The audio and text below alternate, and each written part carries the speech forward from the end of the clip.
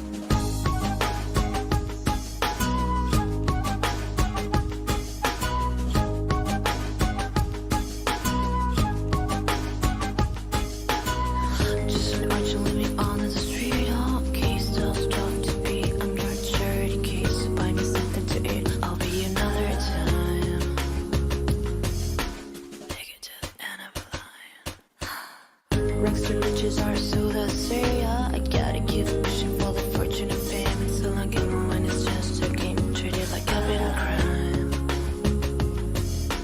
Everybody's doing their time. Take me down to the paradise city where the crowds is green and the girls are pretty. Oh, won't you please take me home? Oh, take me down to the paradise city where the crowds is green and the girls are pretty. Oh, won't you please take me home?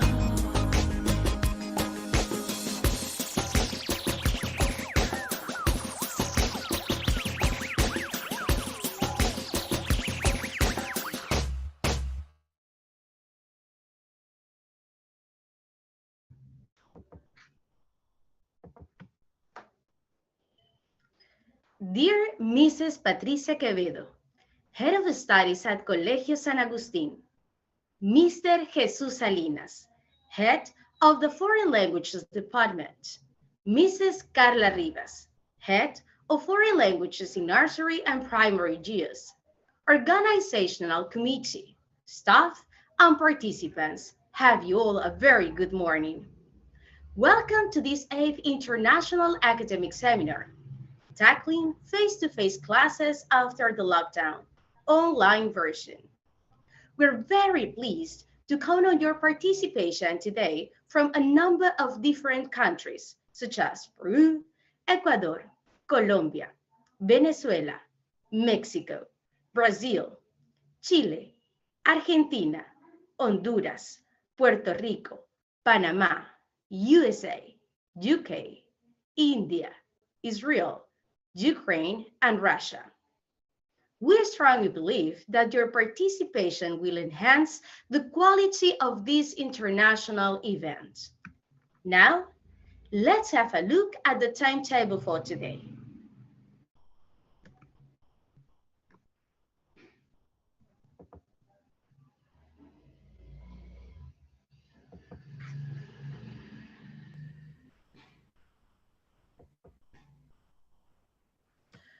From 9 to 9:50 a.m., we have our first plenary, Reigniting Community in the Classroom, with Reggie Williams and Heather Lieberman. From 9:50 to 10, we have the round of questions. From 10 to 10:50, the first workshop, Motivation from COVID Times to Now by Julio Valladares. From 10:50 to 11, we have the second round of questions. From 11 to 11:50, we have workshop number 2, Enhancing Formative Assessment by Using Technology, by Carla Rivas. From 11:50 to 12, round of questions. From 12 to 12:10, we have a raffle. From 12:10 to 1 p.m., we have our third workshop, Disruptive Behavior in Class, Redefining the Teacher's Role, by Jesus Salinas. From 1 to 1:10, we have a round of questions, and from 1:15, we have the closing words. Let's remember that to be eligible to receive a virtual certificate, you need to fill in a Google form, which will be shared with you at the end of this event. To begin with this academic event, I would like to invite Mr. Jesus Salinas, Head of the Foreign Language Department at Colegio San Agustín, and Head of the Organizational Committee, which made this event possible, to say the opening words. Mr. Salinas, good morning. Thank you very much, Milagros. Thank you, everybody, for having joined to this 8th International Academic Seminar. So it is a pleasure for us, for all the organizational committee, for the school, to be with you today. So let's start with the formality. Dear Ms. Patricia Quevedo, Head of Studies, dear organizational committee, staff and colleagues, good morning to you all. I feel honored to be here today and to count on your attendance. It is a privilege for us to congregate teachers from different parts of the globe in this 8th edition, but the 3rd year of this virtual mode. After the 2nd year of lockdown, in which I am confident we have learned so much more than before because it is the essence of teachers to be resilient. That is why we are here today on a Saturday morning, and we hope to exchange experiences and learn collaboratively. This pandemic has put us apart physically, but also it has made us learn new skills and become more daring in terms of collaborative and technological work. Today, we will keep shaping our knowledge and we will enrich our professional development. I want to thank all the speakers for their committed work, since this is a non-profit event and the organizational committee's hard work as well. Without you, this event wouldn't have been possible. To sum up, let's remember that we are the educators of today and our students are the citizens of tomorrow. That is our job and duty. We are teachers, we teach, but we never stop learning. Thank you very much. Thank you very much, Mr. Salinas, for your speech. It's time to start our plenary. Let me introduce our first presentation, Reigniting Community in the Classroom by Reggie Williams and Heather Lieberman. With the onset of the COVID-19 pandemic, schools went to a virtual setting and lost many of the norms and practices that helped to build and foster classroom communities, so necessary for language acquisition. In this discussion, we will look at these outcomes and discuss steps that were taken to bring back community to the classroom. Mr. Williams is a native of Miami, Florida, and a recent graduate from the Educational Specialist Program of the University of West Georgia. Reggie Williams, who was recently featured in the WIDA Constructive Teacher Spotlight, has been teaching for over 20 years and has been working with English language learners and has been referred to as the Ellis Island of the South and the most diverse square mile in America, Clarkson High School and Clarkson, Georgia. Mr. Williams believes that student success is predicated on classroom practices that encourage a rich learning community and positive student-teacher relationships. Mrs. Lieberman is beginning her 11th year of teaching English language learners.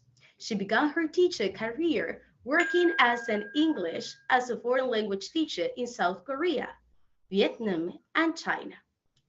Mrs. Lieberman has lived in 5 different countries and traveled to over 30 countries.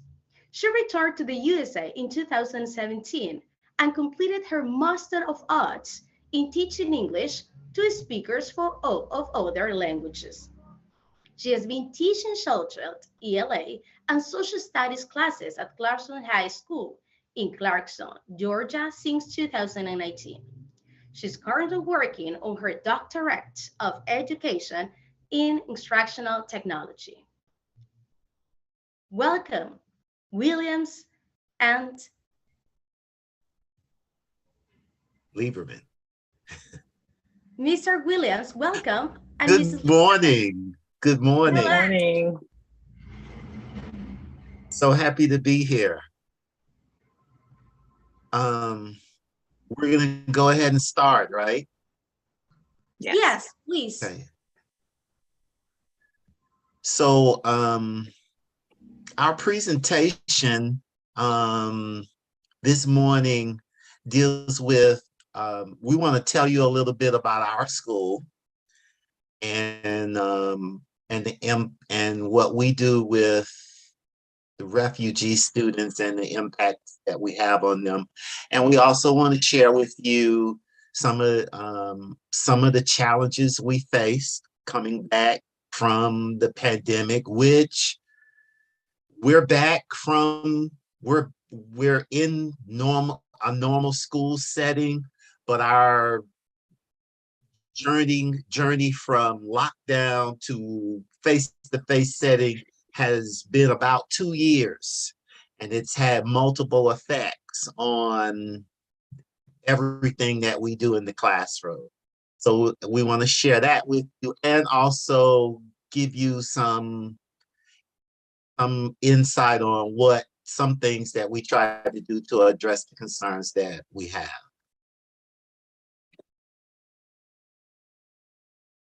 So we have here some session etiquette. We will be taking questions from you once we are done at the end. We'd like for, if you want to put questions in the chat, you can do that as well. Also, if you could turn off your camera and mute your microphone while we're presenting this, that would be very helpful. We've already been introduced. Reggie Williams. I've been working with the ESOL community at Clarkson High School since 2008. And Heather Lieberman is a social studies / English ESOL teacher, and she's been with us since 2017. So let's talk a little bit about Clarkston. As some of you know, refugees are resettled throughout the world, and the United States is one of those places. In 2022, the United States received just under 12,000 refugees, and they were dispersed throughout the country, with Texas receiving the majority of them. However, Georgia, the state of Georgia, does receive quite a bit of refugees through the refugee resettlement program. If you notice here on the right-hand side of the screen, we've included a map to kind of give you an idea of where Clarkston, Georgia is. It is in the Atlanta metropolitan area, which is in the southeast part of the United States. So our EL population ranges in ages from 16 all the way up to 20, 21. We even have students who are older than that. We do not have a traditional high school age population. Most of our students come from countries in Asia, Africa, and the Middle East. Every year, our school is measured in terms of growth and how well the students are doing. And the largest portion of that measurement is our EL population. We have a very transient population because young people, the students and their families come throughout the school year. There's really no set date on when the students enroll. It comes throughout the entire year, and we must do things in order to address their needs when they come. We use WIDA. We're a part of the WIDA consortium, and we use the access test to measure students' progress in terms of language acquisition. And we've found that the majority of our students are in the A to B tier level of English proficiency. I've already talked about how the population of our school makes up a third of the overall student population. And I would also add that the majority of students at Clarkson High School come from homes where the language is other than English. This past year, due to the gains that we have made with our ESOL population, we have managed to raise our graduation rate at the school to above 70%. And we know that a big part of that reason is because of the work that we are doing with the ESOL population and how they are responding to it. Heather, would you like to add anything to what we've talked about with the EL population? No, that's a great summary of our experience at Clarkston High School. We're definitely a very unique school for our area.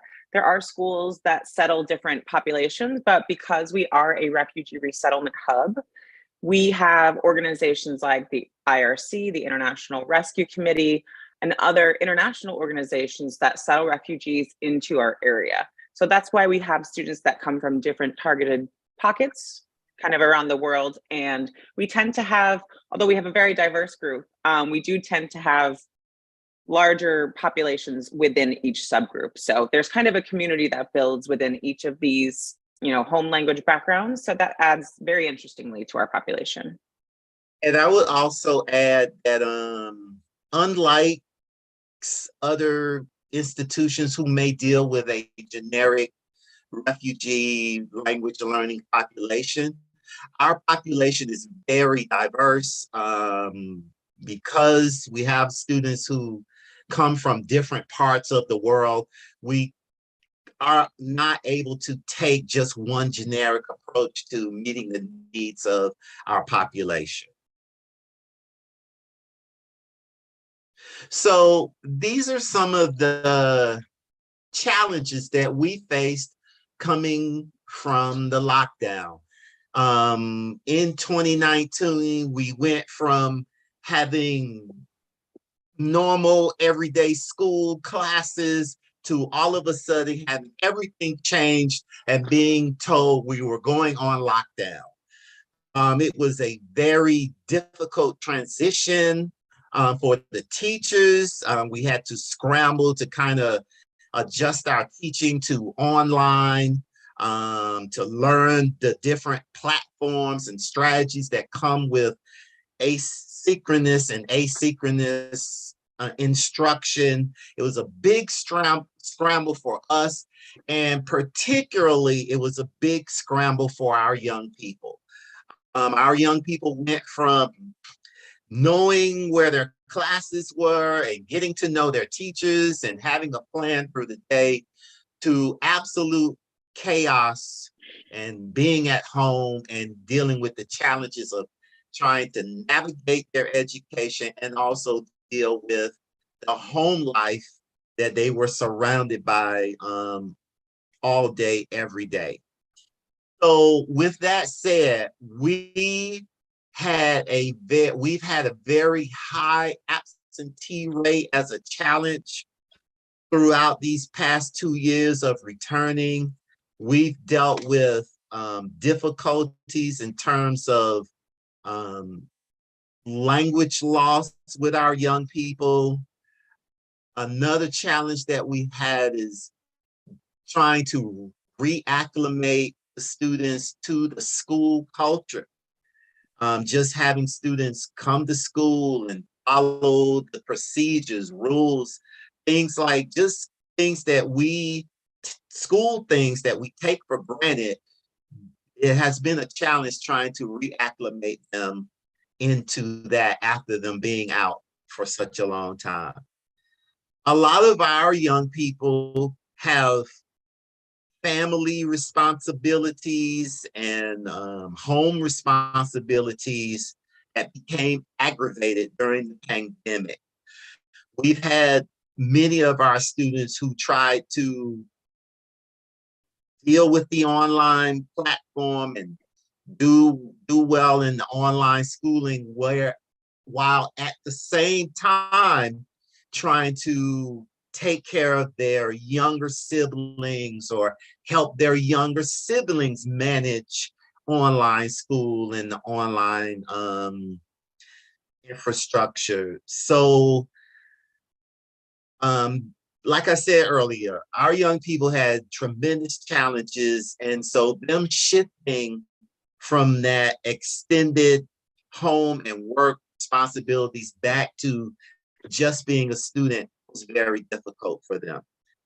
And also for on our end as educators, we had and continue to have a struggle with personnel, teaching personnel. We have shortages across the board in instruction staff positions, and that continues to be a challenge with us. Heather, can you add Yeah. to that?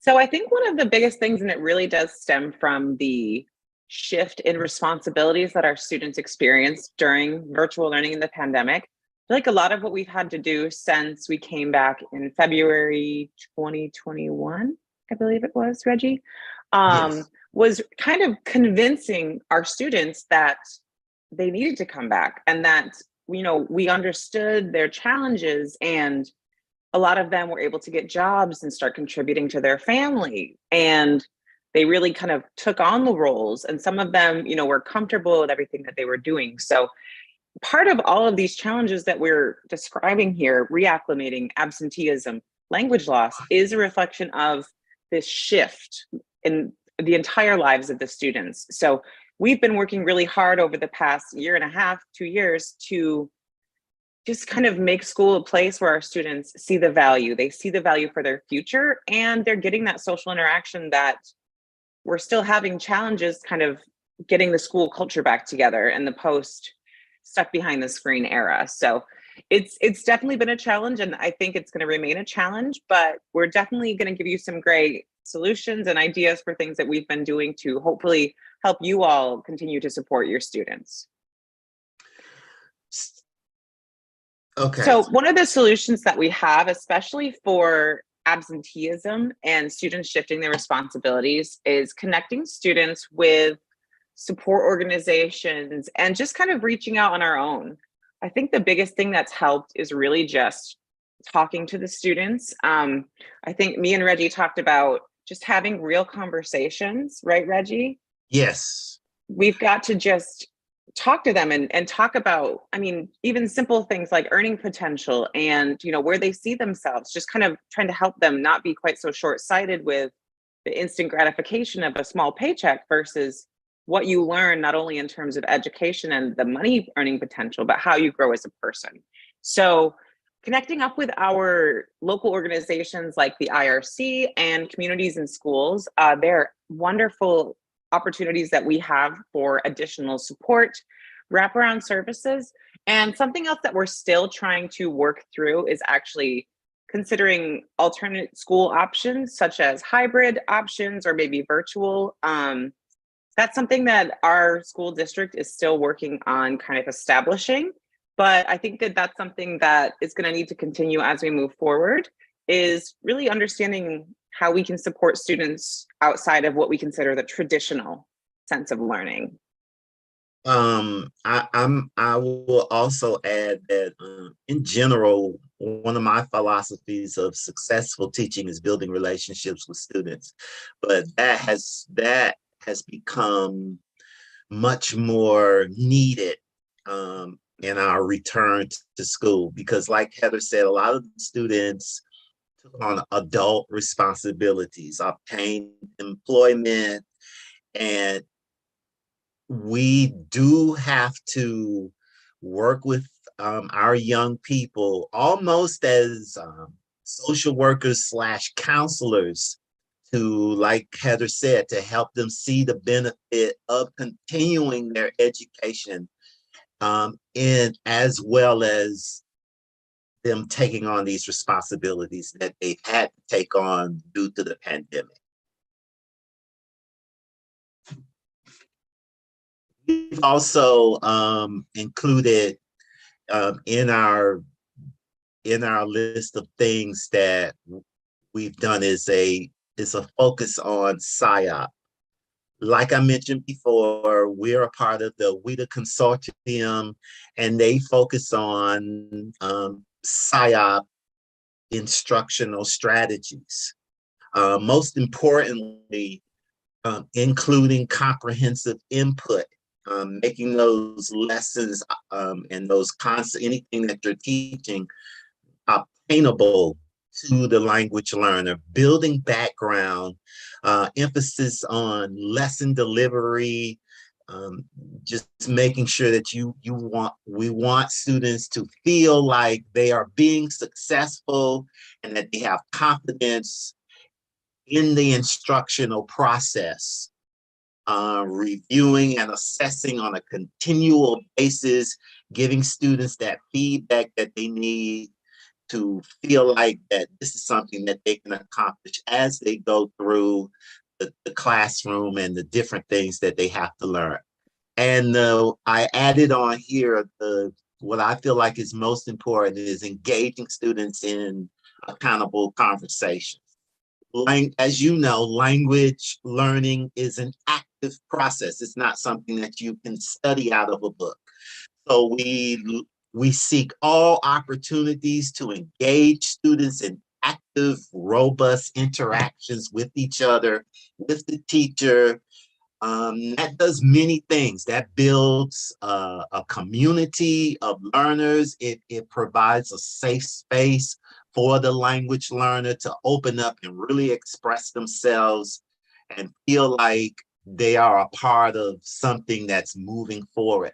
And I think when we do that in the classroom, that helps the young people kind of be more engaged in school setting, and so that even though they may have challenges and they may have things going on at home, when you have a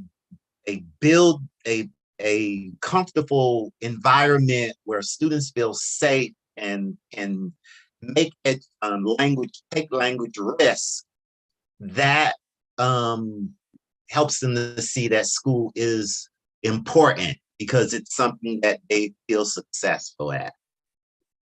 I think also, Reggie, on for Accountable Talk, we are a very multilingual environment in a multilingual classroom. So we encourage students to use their home language or additional languages whenever they can. But Accountable Talk is also structuring, it kind of balances, right? It gives you the opportunity to encourage them to use their home language and communicate to support themselves. But by holding students accountable, we're also, as you mentioned, Reggie, we're setting up that expectation and encouraging students to kind of build across maybe cultural or, religious, any type of similarities that they have. Yeah, and to add on to that, that the fact that we are multilingual, that does provide that presents a challenge for us on how do we build those connections so that all these students who speak different languages are at varying levels of English acquisition, how do you build those connections so that they can kind of work as a group to learn together? So when you meet those challenges, you're doing something really wonderful for them, because you are providing a space for them where not only do they communicate in their home language, like you were saying earlier, but they also get to share ideas and thoughts with people who come from totally different cultures. So I actually think that what we do is really an experience for the young people that we work with. And it's really awesome to watch as well. Having worked in other countries where I taught students from one linguistic background, it's a challenge for teachers and it's a challenge for our students as well. They can't always count on the fact that there'll be somebody in the classroom that shares that language. So that's why it's so important what we do as teachers to really take the time and establish the community. And that way our students know that this is a space that they can really be confident in. I know me and Reggie and all of our other teachers established, this is a safe space. We all make mistakes. We don't laugh at each other if you're reading something incorrectly. We don't make fun of people for something that we don't understand. We ask questions, we talk about it. We hold the container, we hold the space for these students to explore and to learn from each other. And honestly, I know I could speak for myself and Reggie that we have really wonderful classroom environments with our students, and we're very fortunate for that. And so here, this is actually my classroom.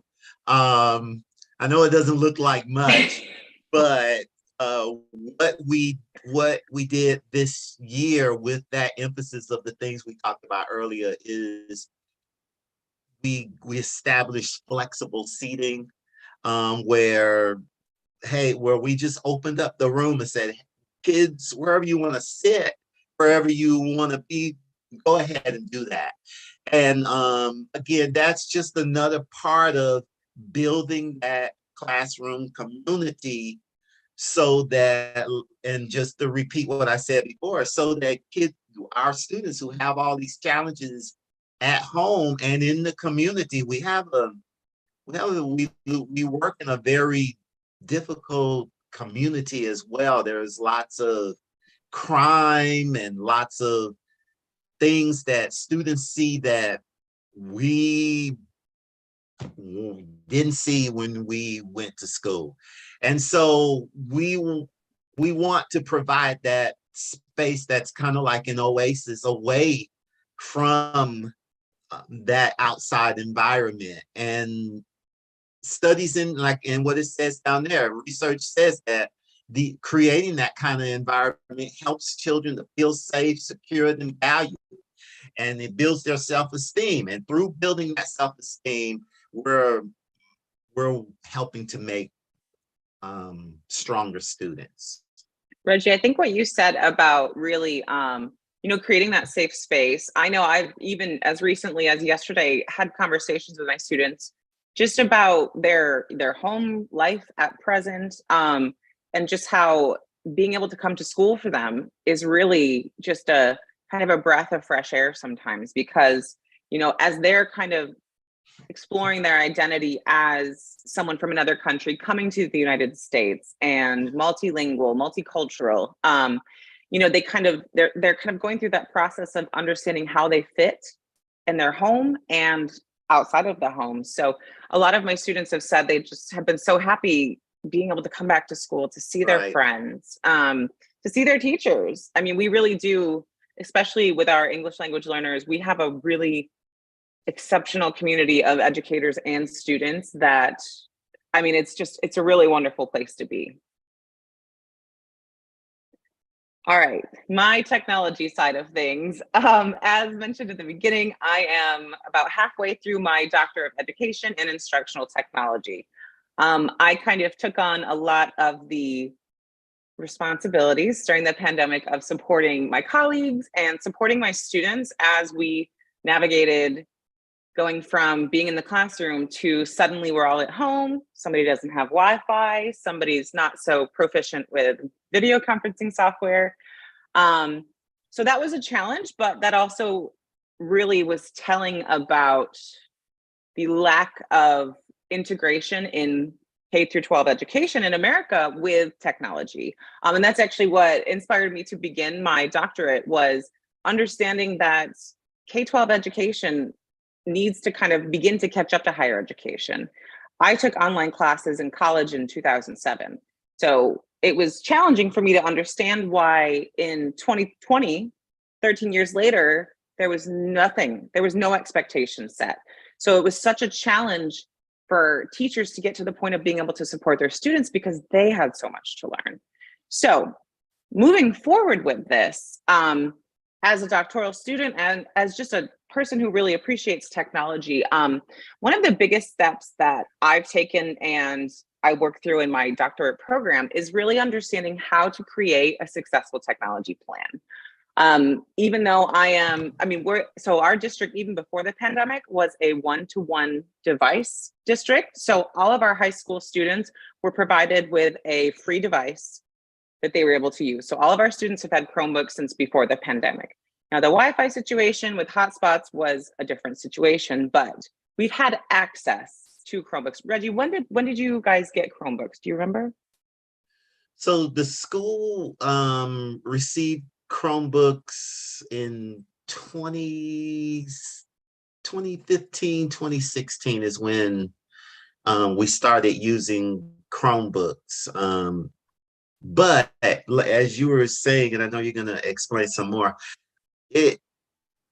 even though we got those devices and it was one-to-one, all the students had Chromebooks, we as a staff had no clue of how to use it. There were pockets of people who knew things, but as a whole, the majority of us had no clue of how to effectively incorporate this technology into our instruction. And that's actually, I mean, that's honestly, that's at the heart of what I study in my doctorate program. And it's not, and I'm sure everybody here can think of a time where they struggle, or they watch someone struggle in an online class or through an online platform. And it is challenging. But one of the shifts that we need to make as educators is to really start to see technology as being integrated into our pedagogy, not as an isolated tool. And I'm going to talk a little bit about that on the next slide. But something that I wanted to suggest in terms of balance, I try to do this at least once a week, a no technology day. Mr. Reggie and I are face-to-face. We are 100% face-to-face, but we have Canvas as our online platform. And as we said, we have Chromebooks. But even though I'm a younger teacher and I'm a technology lover, I still see the value in getting our students off of our screens every now and then. I like to do a gallery walk, get colorful pictures printed out, have the students moving around. We have high school students. I can't sit all day, so I understand that it's challenging for them to sit all day, which, as Reggie mentioned, we have flexible seating options. You know, we try to engage our students how we would want to be engaged. So one of the things that I've been doing is really doing an effort to say, all right, close your Chromebooks, flip your phones over, let's talk, let's draw, let's move, let's write, let's do something where they're not just kind of hiding behind their screens, which they definitely are sometimes.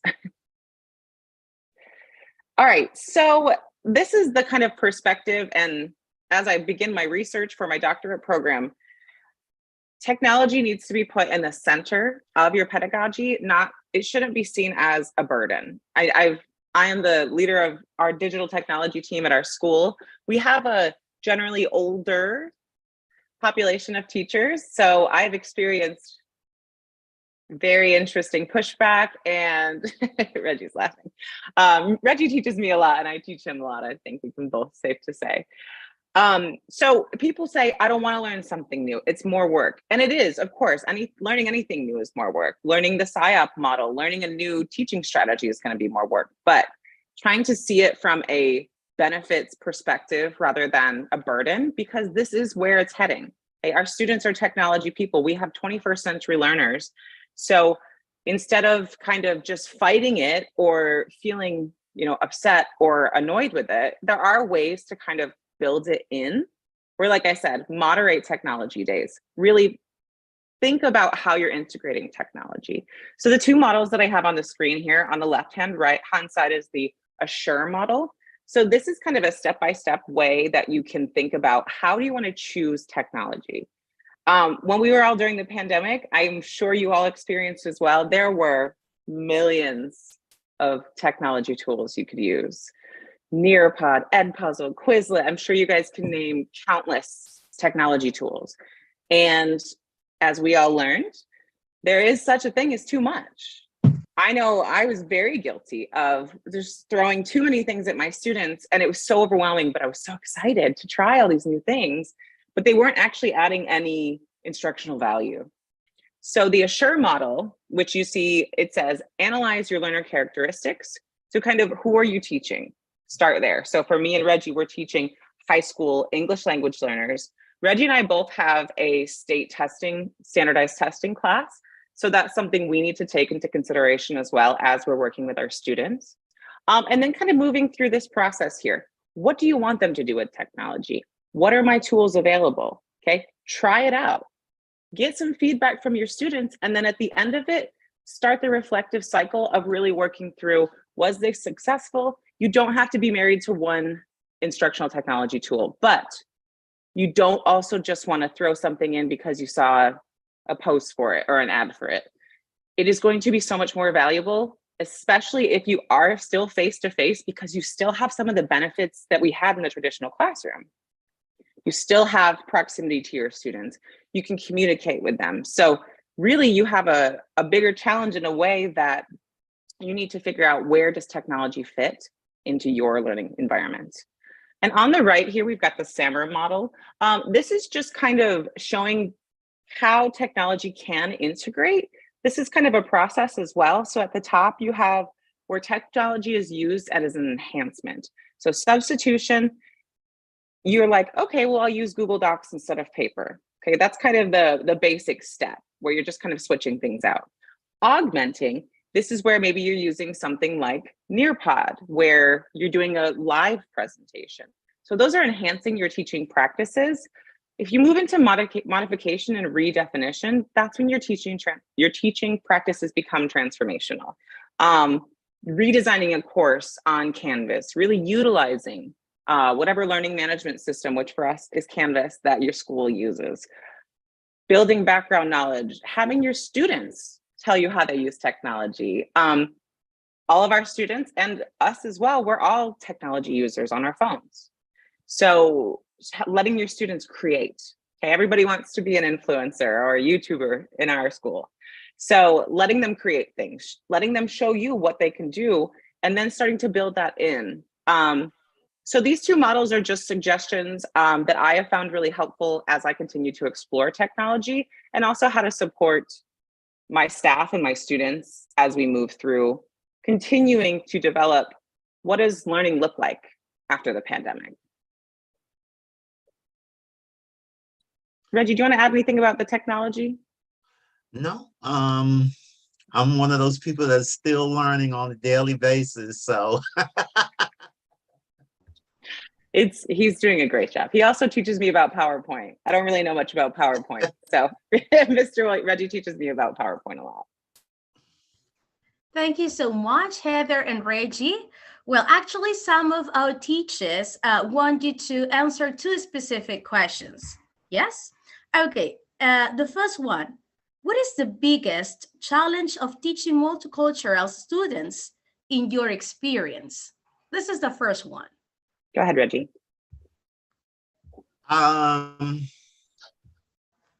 The biggest challenge, I think the biggest challenge for us as a community of teachers is providing the kind of instruction that meets the needs of all of those students. Yeah. We have a lot of students who have interrupted education, who may not be educated, even they may speak their language, but may not be educated in it at all. And so I think that's the biggest challenge. You have this group of students, they come from varying backgrounds, they have varying abilities. What do you do in your classroom that will bridge the gaps and make it so that all of the people in the room are successful? I think, and to build on that, how do you provide access to the material, whether, linguistically and in terms of content? Because as I mentioned, me and Mr. Reggie are, we have standardized tests in our class. So not only are we experiencing students with different languages, but we also have this expectation of our students to have a level of content mastery. So accessing the student background, I think, has been something that's really helpful for me in overcoming the challenges of working with students from so many backgrounds, and linguistic backgrounds especially, is giving them an opportunity to tell us what they know and to show us what they know. And that way you can kind of go from there instead of just assuming. I think it's our kind of nature as teachers to say, okay, well, I know these are my skills. This is what I learned in teacher school, so I'm going to use this strategies. Well, that doesn't work with our population. You have to be flexible. You have to really be paying attention to how they're responding, because if not, you're going to lose them. Your classroom community is gone, and it just becomes a really tough situation for everybody.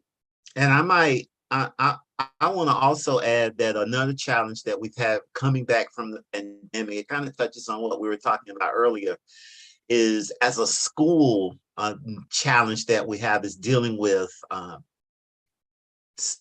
how students have responded to returning to school, their mental health, as far as being at home all the time and then just moving into the school setting.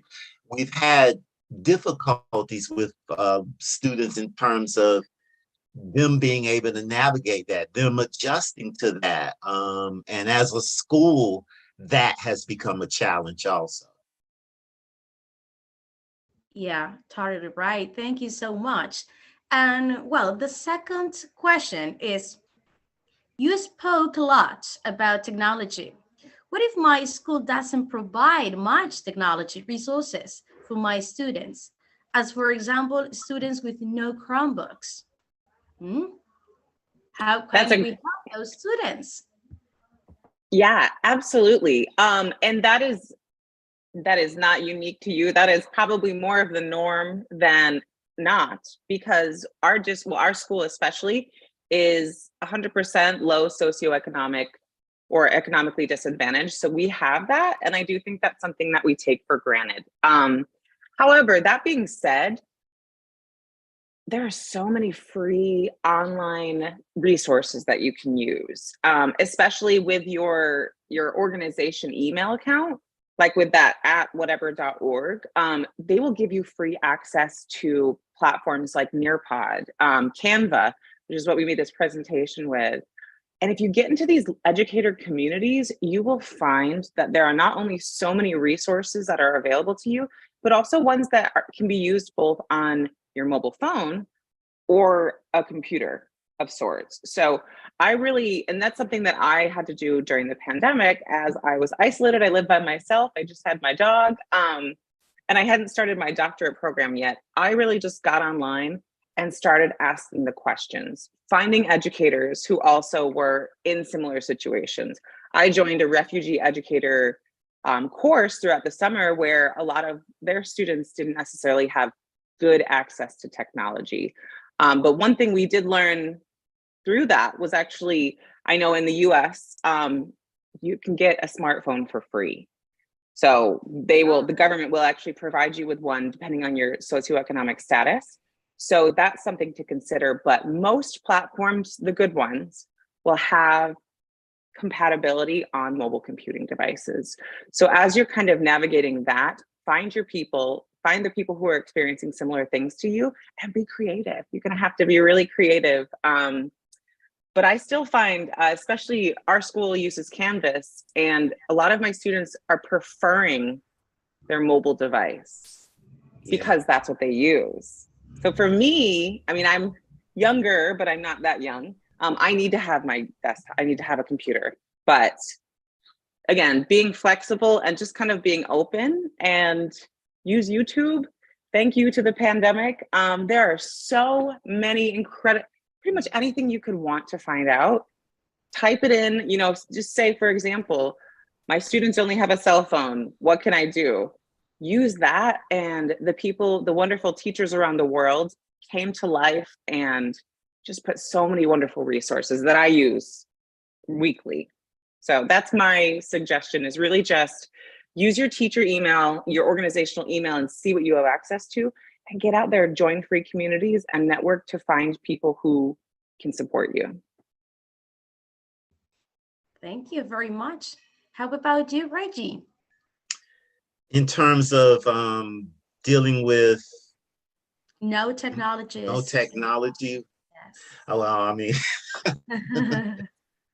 I come from an era where there was no technology, but just I would piggyback on what Heather was saying about the fact that there's so much out there that if you just kind of do your YouTube, Google searches, that it'll just take you on a journey.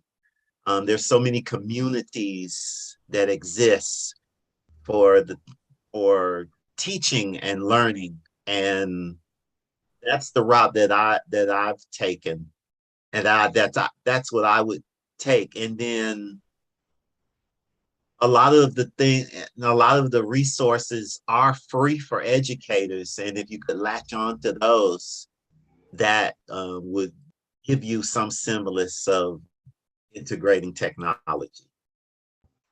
Thank you. And well, actually, we have another question, which is, do you have any tips or strategies for engaging with parents who have become detached during the pandemic? Mhm. So we have a service that we pay for at our school. It's called Language Line. And so that allows us, that provides us with interpreters for all of our students in the different languages, and we are able to communicate with parents that way. Something else that we do, because of the economic status at our school, we have we're supposed to set up meetings, and we just had one this past fall where we invite parents from the community into the school and kind of keep them abreast of what's going on in terms of instruction and things that are happening in the school.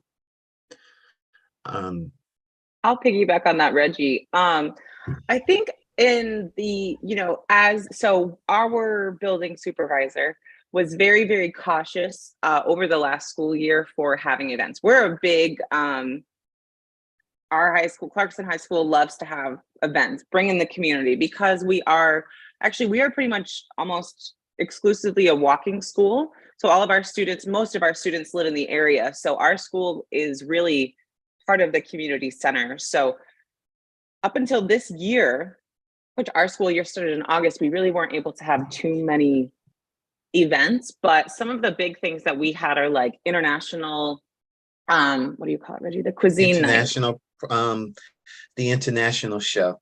And the international show, yes. Taste of Clarkston. Taste of Clarkston, that's what it is. Also, we have once a month, our Communities in School does the mobile food pantry. I partnered with one of the large parks around the area to bring in jobs. So really just anything that we can do. I'm sorry. Can you just talk a little bit about the food pantry, because that does draw parents and community people to the school?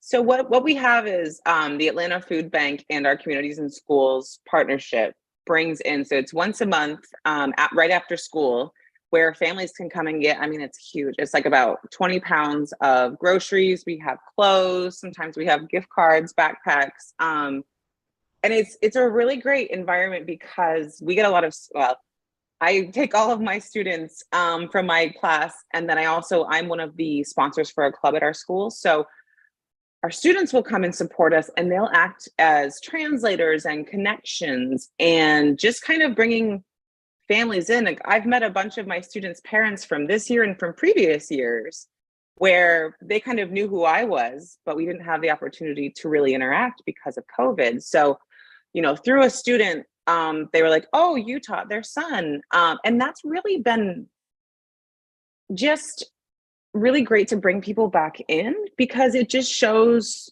putting a face to the name. So it doesn't, in my opinion, it doesn't have to be something serious. It doesn't have to be parent teacher conferences, because our parents don't show up to those. But just events that are in terms of time. So our families tend to work second or third shift, so that can be a challenge as well for family engagement. But something that's low stakes, something where the families don't feel like they have to show up and get ready to talk about their children necessarily. That's not so student grade success focused, where you're just kind of opening the doors, saying, hey, we're here. We would love to see you, I think is a really good step in the right direction. And then as you rebuild and as we reestablish, or as we create what this new engagement is with the parents, then you can kind of maybe get back to some of the more traditional, structured, more formal things. But I think just kind of keeping it light, and if you can offer food, I'm always there if there's food. That's a great way to bring people in. Okay, thank you so much, Heather and Reggie. Well, those were very interesting activities as you are doing in your schools. We think that these kind of events help parents to get more familiar with the teacher's work and the students' learning process, right? Yes. Thank you so much, Heather and Will and Reggie. Okay. Now, coming up next, it's time to start our first workshop. Okay? This is Motivation from COVID Times to Now by Julio Valladares. No one as teachers can deny the importance of motivation in the teaching learning process, either in face-to-face or within an online environment. But have you thought about your students' motivation to learn? Is it more difficult to foster it in this new teaching learning context post-COVID? What do teachers need to keep in mind so as to be able to help our students stay motivated? The objective of this workshop is to share some views and insights of the implications and importance of the motivation factor in this new teaching learning context. Mr. Valladares holds his MA in TFL and bachelor's degree in education from Universidad de Piura. He also holds a diploma in competencias directivas from the Business School of Universidad de Piura, and a diploma in critical thinking by the University of Oregon. He has been a teacher of English for more than 30 years. He has worked for Británico, British Peruvian Association, Richmond Publishing, Camelot as teacher and teacher trainer. He has delivered academic lectures in different places in Peru and in Bolivia, Mexico, China, and the USA. He's currently working for Universidad de Piura.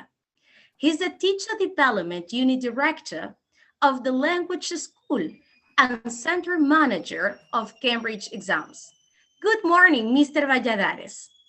Good morning, Millie. How are you? Fine, thanks. Nice to see you. Nice to see you again. Yes. Well, thank you very much. And thank you for allowing me to be here to share some ideas on the point of motivation. Yes.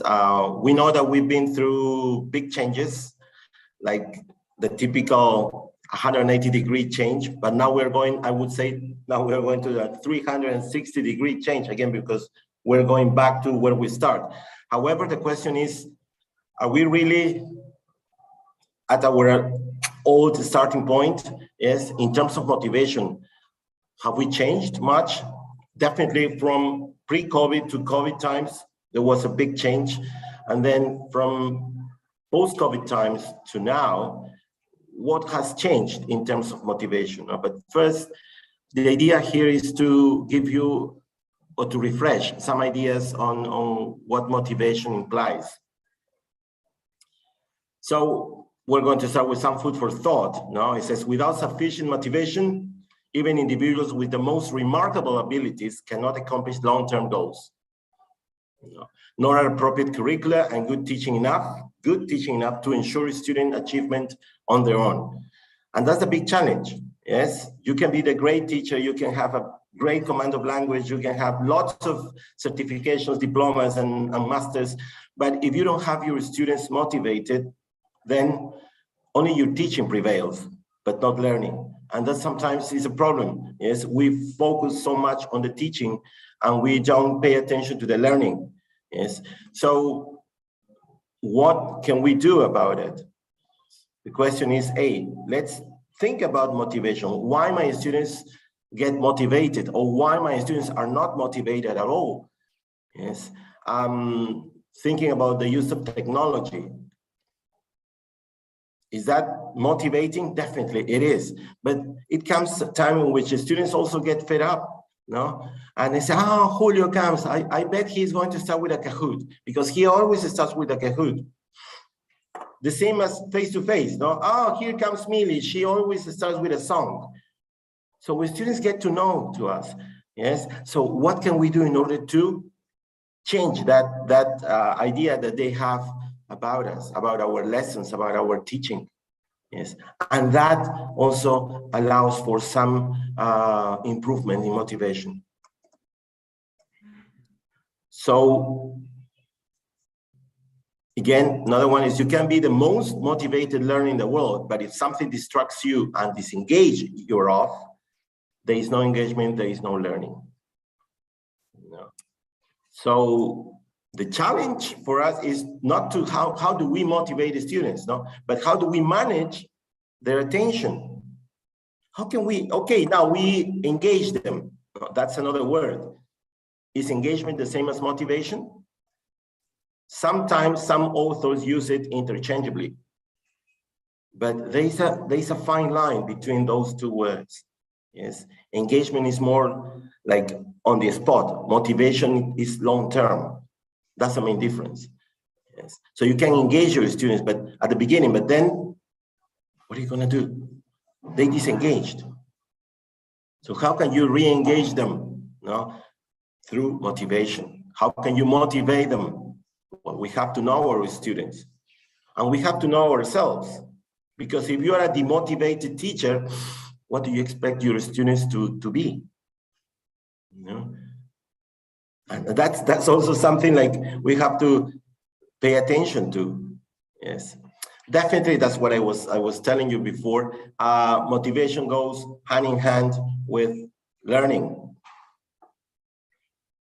If you're motivated, and motivated is not just the idea like all the kids, all the young people are going to be laughing and jumping up and about. No, motivation is more like from here. It comes from your heart. So how can you maintain that?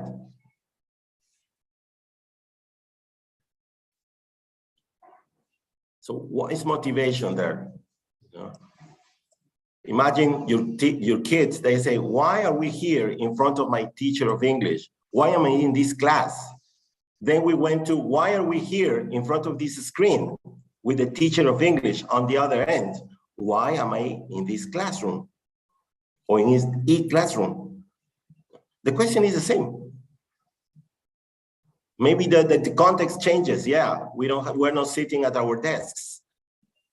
We don't have our blackboard or whiteboard behind our back. No, it's just, or we're in front of a screen, a computer. So, and the question the student says, why? Why? Like you could say, what for? To play, to listen to a song, to play games, to do Kahoot, to do Playlet. Okay, that's it, you engage them. But how do you keep that motivation going on? How do you know your students are going to, oh, they're looking forward to your class or to our classes? Now, today we have classes with Valeria, with Andy, with Gisela. Great, yeah, I'm going to have fun. Great. Am I going to learn? And if I'm going to learn, why? Luckily, young people, young generations, they don't need that extra motivation that in my times, don't ask my age, by the way, it was like more difficult to promote because it was, traveling outside, getting in touch with people from other countries was like far, far away. But nowadays, it's important. No, all universities are going through the process of internationalization, which means having English as a common language. So that's enough for motivation. So our students, they have to look forward towards that possibility. In that sense, they are motivated. But then it's our job to keeping them motivated all the time. And when the motivation goes down, the level of motivation goes down, how can we boost it up?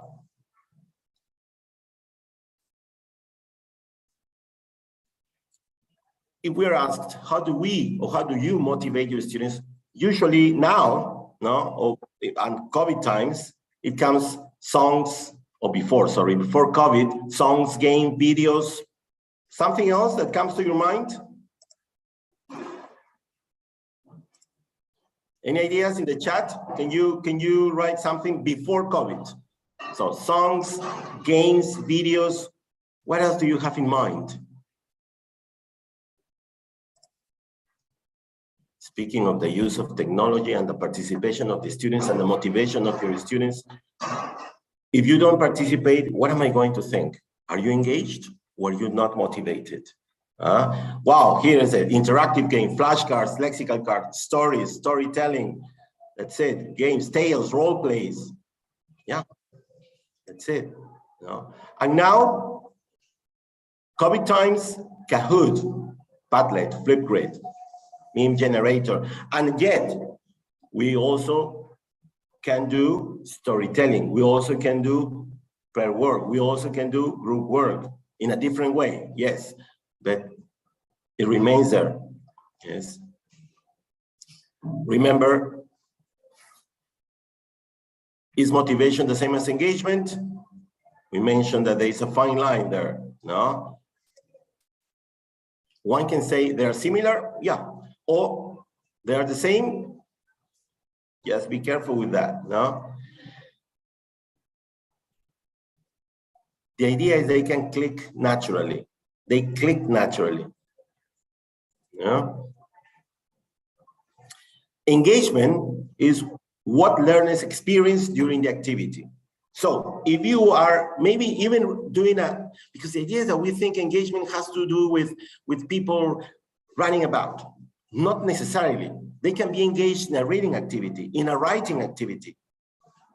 So just don't try not to connect the idea of students being engaged when they are super having fun and just doing something such as a game or a pair work. No, they can be doing a reading activity, a listening activity, a writing activity, and yet they're engaged.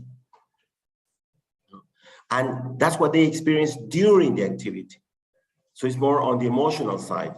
So what does that mean? That if we have prepared our students quite well for a reading activity, if we have got our students into what they're going to read, if they already know the strategies that they have to handle while reading, yes, and I'm not talking about the typical pre, while, and post, no, because every time we talk about reading or listening or writing, pre, while, and post, pre, while, and post. It's okay, yes, it's like the skeleton, but how we put the muscles in that skeleton is up to us. And that's the difference. Yes. So the emotional side.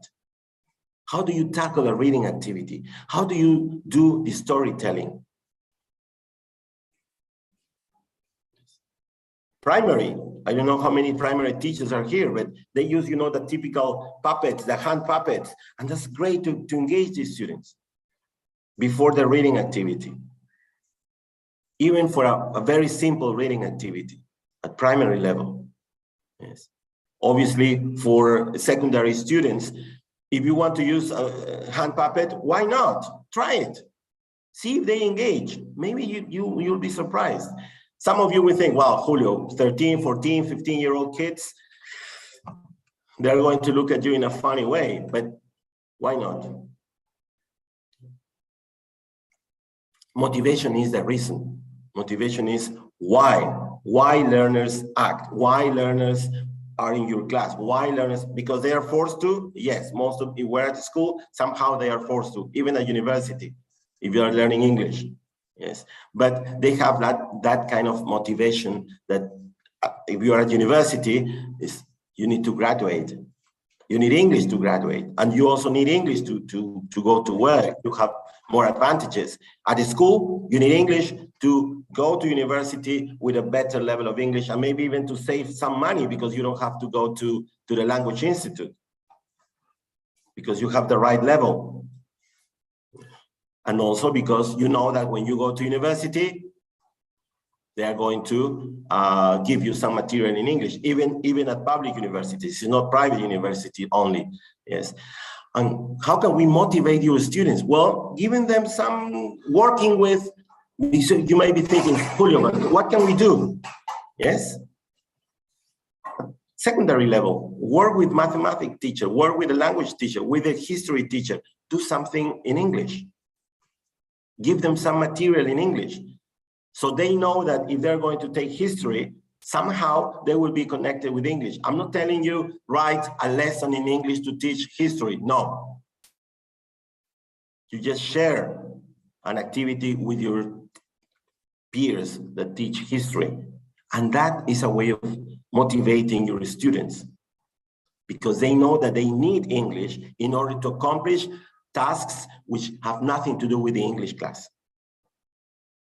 So you give them a reason. And that is a way of motivating them. Yes. Obviously, it's not like magic. Motivation doesn't happen like you have a magic wand and it's a bing, you're going to learn now. No, you're going to be motivated. No, it takes time. It's a process. Some students already come with that motivation chip in themselves. Some others, no way. And that's the challenge for us. Yes. So motivation, there are some ideas from some authors here. Motivation is the engine of learning. Motivation can influence what we learn, how we learn, and when we choose to learn. Motivation has a reciprocal relationship with learning. And that that goes for any kind of subject that you can teach. Motivation is one of the most critical components of learning. Again, remember, you can be the great teacher of all. Your lessons are great. Your lesson preparation is outstanding. But if it doesn't lead to learning,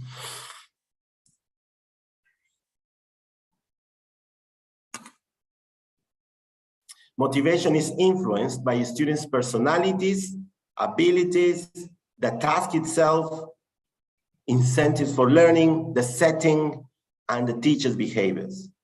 How do you behave in front of a screen? Are you kind of like, hi, hello, Reginald, Valeria, Martina, Gisela, good morning. Today we're going to talk about family, all right? Now please open your books. And if you do it face-to-face, hi, my name is Julio Valladares, Valeria, Martina, Gisela, and Reina, please open your book. The impact is the same, either face-to-face or online learning. No. So the setting, what are you going to do? If you are in front of a screen, maybe have something at hand that is going to get the attention of your students. But know your students, know the type of personality. Sometimes we are not psychologists, but sometimes we do that kind of job because we get to know our students in that sense. No. The task itself. If you're doing a listening, especially, how do you motivate your students when you're dealing with listening activities? You just go and say, okay, now I'm going to do a pre-listening, setting the context. You're going to listen to a doctor and a nurse. Okay. And then play the listening and do the task. And then post-listening, check the answers. And what happens if your students don't care about listening to a doctor and a nurse? If they are youngsters, I don't care, teacher. They're not thinking about illnesses at that age. So what can you do? What sort of setting are you going to create? What sort of changes to the task are you going to do? Or to make, sorry. So what are you going to do? So the listening becomes something that is not demotivating, because I think every time, most students, when they face a listening activity, like, again.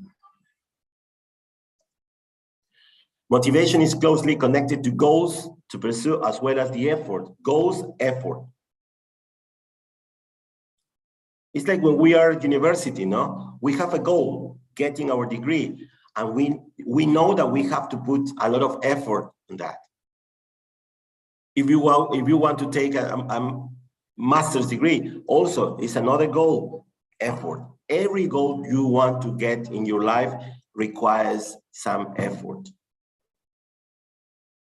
Whatever you want to do. Whatever you want to do. So if you want to accomplish something without much effort, are there careers that can do that? I don't know. I mean, all the careers require effort, ability, and being motivated. Yes. Now, do we know more about motivation? The typical, no? talk about motivation, extrinsic and intrinsic motivation, yes, but we also have instrumental and integrative motivation.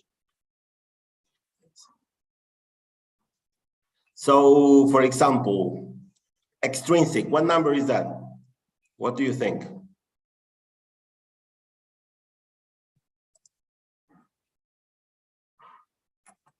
Hello, students, teachers, colleagues, peers.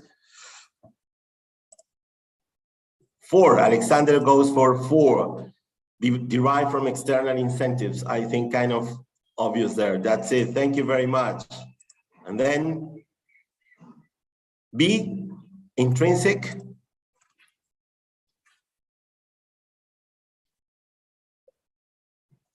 Nobody wants to answer intrinsic. There you are.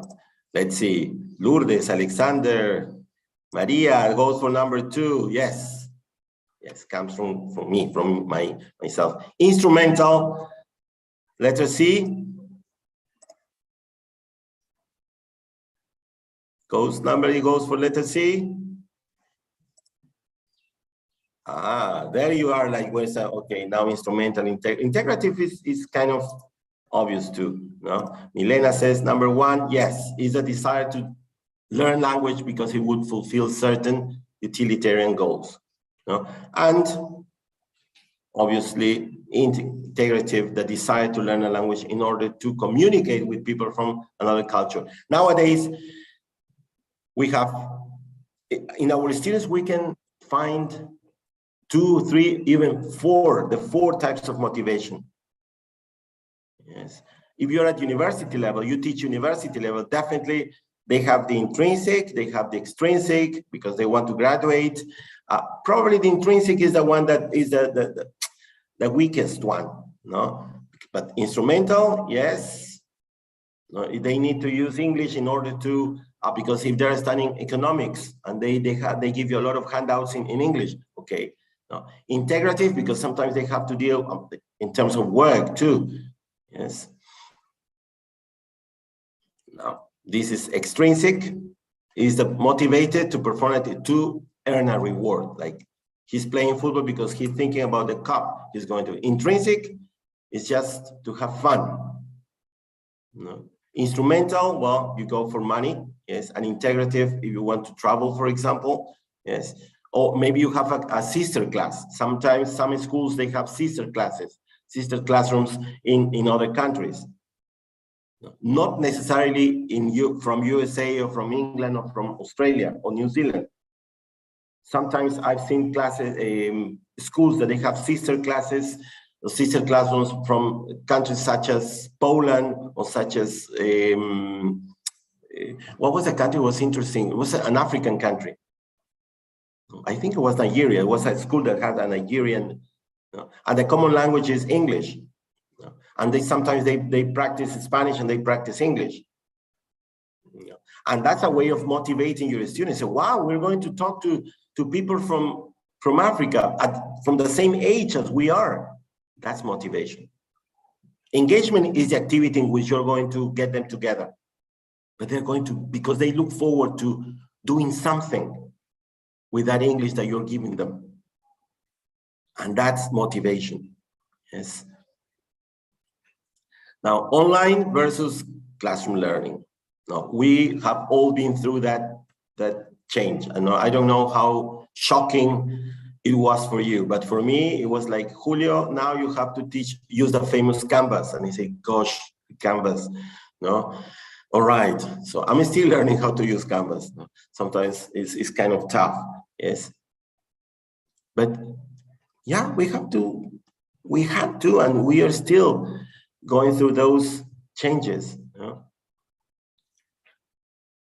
Online and classroom learning. More opportunities for exposure to L2 online, yes. More teacher presence and regulation, that's the point of classroom learning.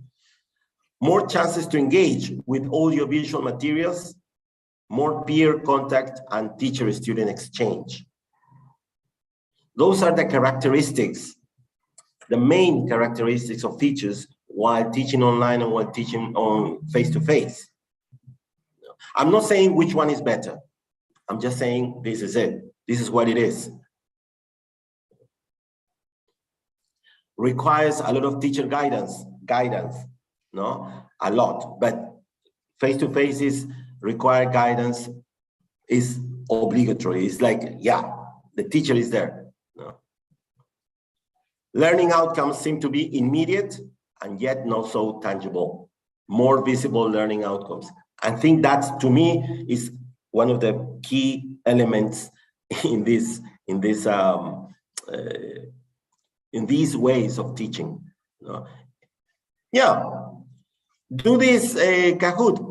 Click, click, click, click, click, click, click. They get 100 or 80 or whatever. This Google form, and you put your click, click, click, click, click, click. Yes, learning outcomes seem to be immediate. The problem is, are they really learning? Yes, and then you have more visible learning out because you can see what your students are doing. You can see what your students are not doing. While in front of a screen is more difficult. Yes. Teacher support to help students overcome a number of affective and technological barriers. Yes, the students need our support in order to overcome this affective, especially affective barrier. Technological, though, sometimes we think that because our students are kind of, they've been born in these times, they should know the use of technology, but not necessarily. And it also depends on where you're teaching. Sometimes we forget that in Peru, we have a lot of communities where there is no internet, where the teacher has to teach with a mobile phone and WhatsApp, and sometimes just with the email. We also forget that, and that's how can we motivate those students? Class face-to-face is more immediate teacher support to help students to overcome a number of affective barriers. Again, the students' autonomy is enhanced but still guided by the teacher. Yes, students' autonomy. And again, that's a big word, students' autonomy. We have to think about if they are motivated to be autonomous, to become more autonomous. Oh yes, Julio, they are, because they always answer my Kahoots and everything. They play with this. Yes, in a face-to-face, there is less students' autonomy. And the teacher, we play a role of a conductor. And yet, we can also promote autonomy in our students in a face-to-face class. Because sometimes we're teaching online and we're not promoting autonomy in our students. It's like a typical face-to-face class, but just in a distance. And that's not a way of motivating students, no? So motivation is important online, yes. Motivation is important in classroom, in face-to-face class, yes. So you cannot escape. If you think just by using a computer and games and videos and online resources to be like motivating enough for your learners or your students to learn, not necessarily, my dear colleagues, not necessarily, because the students also get fed up with the use of technology all the time. So if you're talking about there is and there are, I say, okay, just stand up and bring me what, or show me, or take a picture of what you have in your refrigerator, or show me and take a picture of, that's a way of motivating your students, because they're doing something with the language. They're not just sitting in front of you. But you say, no, Julio, how can they stand up and what are they going to do? You say, how do you know if you have never tried it? So your students, what can we do online? Do something that your students do not expect from you.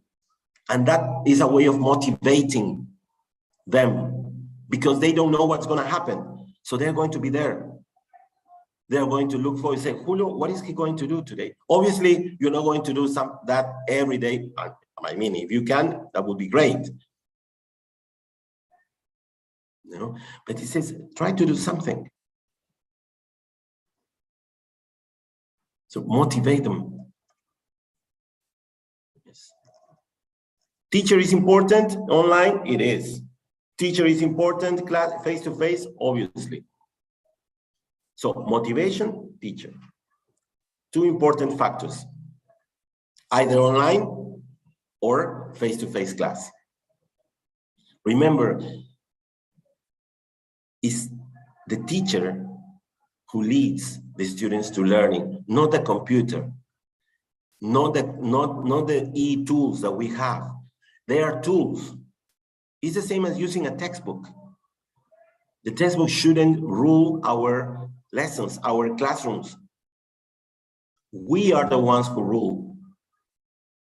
And we are the ones who share that rule, because if we are the ones only who rule the class, then we're becoming kind of a dictator now in the class. But we are the ones who rule with our students. So if your students know that, also that's also motivating, because they know that they can play an important role in the process of teaching and learning. What's motivation then? COVID-19, teaching, learning in an online environment, we can think of Google Meet, Moodle, Blackboard, Canvas, Zoom, turn on your cameras, ghost classrooms, turn on your mic, turn off your mic. Are you there? Am I here? Your signal is unstable, mine too. Sorry, teacher, but sorry, students, but. That was, remember those times, my dear colleagues here? No, that was teaching online and learning online.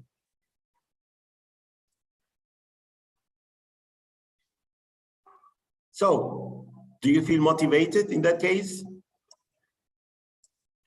Do you feel motivated and say, wow, yes, I like that? What happens is say, okay, I don't know, he said, Millie, what is the answer? And Millie is, so you start with your class, all your students are engaged, not motivated. They're engaged, even on online, and saying, Millie, and your answer? And Millie, hi, Millie, no, I'm just, you're the example now, don't worry. So it's like, Millie, are you there? Millie, so then plop, the class, there's a break in your class, in the flow of your class.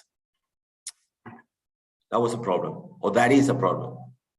The same happens in a face-to-face, yes, but the reaction is faster.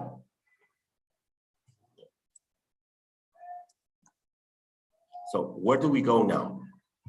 Online students are more intrinsically motivated. Remember that online students are more intrinsically motivated. So, which means comes from here. And how are you going to foster that motivation that comes from the heart of your students, from the emotions? How do you foster that? How do we foster that? Maybe giving them achievable tasks, little by little. Tasks in which they have to think and not only click. Times that require their involvement, not only being a passive learner behind the screen or in front of you in a face-to-face class. Remember that new generations, they have a different chip in their minds.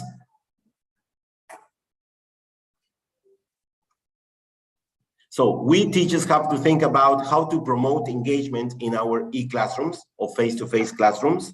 So, and remember, there has been a change, definitely. We cannot go back to the way we were teaching before, because we have already accomplished so many things by using online tools or e-tools. So what are we going to do in order to promote engagement in our e-classrooms and in our face-to-face classrooms?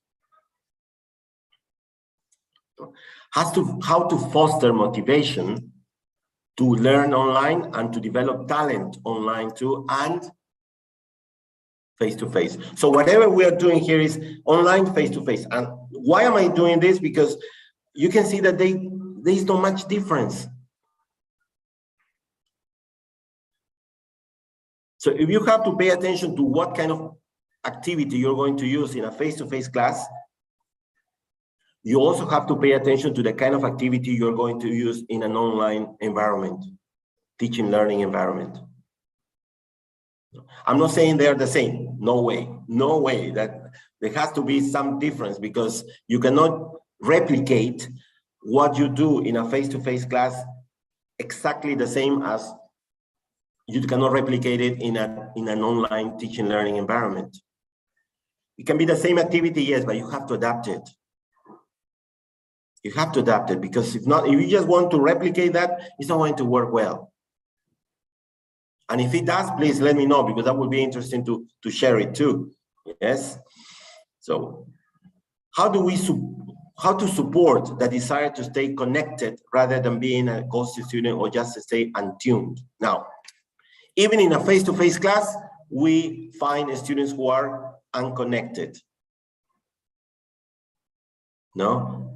In face-to-face, we have our ghost student. Now, the ghost is, hey, Andy, are you there? And Andy say, Andy, are you there? So that's a ghost student. No? So how can we, what do we do? Sometimes I do how can I say, TPR activities with my students, who sometimes are teachers and online. So we stand up and walk about. No, that's why a piece of advice: always wear trousers when you're teaching online, because sometimes I have shorts and I cannot do my TPR because I'm doing my TPR. Julio, you're in shorts. Oops. So we have to be careful about that. No, no, but it happened to me once. No, I was doing my TPR. And I just forgot. I was in shorts. I was in Pura, no? I was in shorts, and I was with jacket and a shirt and everything, and I was in shorts, and the students and the teachers, well, my colleagues, they were laughing, and I said, okay, that happens, no? Obviously, I erased that from my video, but that happens, no? So we have to be ready for that. So how we teachers provide a motivationally supportive e-classroom climate, and also supportive face-to-face class climate. And again, if we're thinking in a face-to-face teaching learning environment, that is going to be, it is the same as it used to be before COVID, it's not the same. It's not the same. Even our students have had a change, right? At university, for example, the first 2 weeks, I mean, when the students had to take the first exam, no, not even of English, any kind of subject, they wanted it to be taken online. They didn't want to take it. The problem they had with writing, I don't know if you remember, the writing, the skill of writing, no? The fine motor skills in our students, if you primary, even secondary, you start writing like this, up or down, because they didn't have any practice online. And then that's another way, I say, why don't you do writing and ask them to write? No, but Julio, they can type. Yeah, but give them some practice in writing. Now, when you're teaching FCE, for example, or ECCE, or you're preparing your student for an international certification, get them to write in ink, because some of them are going to have the paper-based exam. So, and then they take a picture, and that's a combination of before and now. Write it, take a picture, send it to you. That's like a very simple and clear example of how can you connect the then and the now. And a way of also keeping your students motivated. No? So teaching learning online in COVID-19, March 2020. No, I'm going to tell you a tale. I'm going to tell you a tale. Once upon a time, there was a teacher who opened the door and entered its classroom and greeted his students. Everybody was there, smiling, shouting, shaking off their last bits of sleepiness when suddenly the classes started. Yes. And then we have March 2021. Once upon a time, there was a teacher who turned on its PC, checked if the mic and the camera were on, and greeted its students. Everybody was there, smiling, yawning, and still in pajamas, when suddenly, and then March 2022, once upon a time, and the story continues. But that story it has to be written by each of us. That story hasn't finished yet, because we're still in the process of readapting ourselves. Yes, but you say, Julio, now it's almost November. No, yes, but still, we're still readapting ourselves. So see how it has changed. 2021, 22. So many things have happened. So have those things that have happened affected our teaching, the learning of our students? So in that sense, what can we do in order to motivate our students? So online teaching and learning, internet, web, technological tools, teacher and peers. Obviously, there's a geographically separated. The opposite happens in a face-to-face. And yet, sorry, face-to-face now, we have internet and web. We also have technological tools. We also have the teachers and peers, but they are not geographically separated. Yes. Online teaching and learning implies learning autonomy and independence. Implies, and I don't know if that happens, and if you really realize that your students are becoming more autonomous. And remember, being autonomous doesn't mean that they only click and they only send you the answers. Being autonomous means that you give them something to do and they do it on their own without you being present there. Being independent means that, yeah, they can do the extra, they can walk the extra mile on their own too.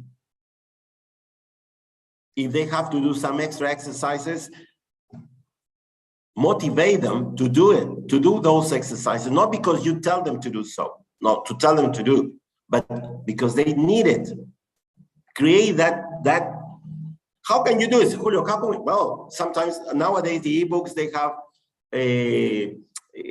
e-practice books, no? So this the questions are going to come from units 1 and 2 from that part, from the ebook or the practice ebook.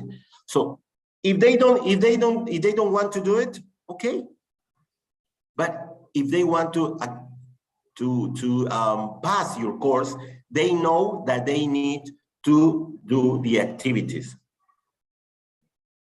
And in an ebook, you know, the activities are self-graded, automatically graded, so no problem. In that sense, you are motivating them to be more independent. It's not the teacher who is going to be always running behind and saying, do it, do it, do it, do it. And if you're used to doing that, then think it twice, think again. Because if you just want to be like the typical pre-COVID teacher, then you're not really fostering that autonomy and independence that the students need nowadays. Because if you're going to, again, to extrapolate your pre-COVID classroom into the online teaching, it's not going to work. And now that we have the combination of both, then we have to rethink what we're dealing with, what we're going to do. So again, being responsible for one's own learning. But again, the teacher, but no, Julio, but students need a teachers they need teachers to guide them. Yeah, you give them, say, okay, my exam, I mean, the exam you're going to, if you don't use, I mean, all the questions are going to come from unit 1, 2, and 3. Do the exercises, no? And it's going to come like 2 readings and 1 writing. No. If you want, you can send me your writings and then I check them and you get 1 extra mark. Yes, that's extrinsically, you are motivating your students extrinsically. Yes, but it helps. Obviously, don't get your students used to being extrinsically motivated all the time. No, it's like when if you have a son or a daughter and say, if you clean your bedroom, I'll give you 10 soles or 20 soles, I don't know. No. But if you teach your daughter to do that because of the money, the same happens here. Okay, do the activities because you know that it's going to help you. If you don't want to do it, it's up to you. That's a way of promoting independence and autonomy. And in that sense, you're also motivating your students.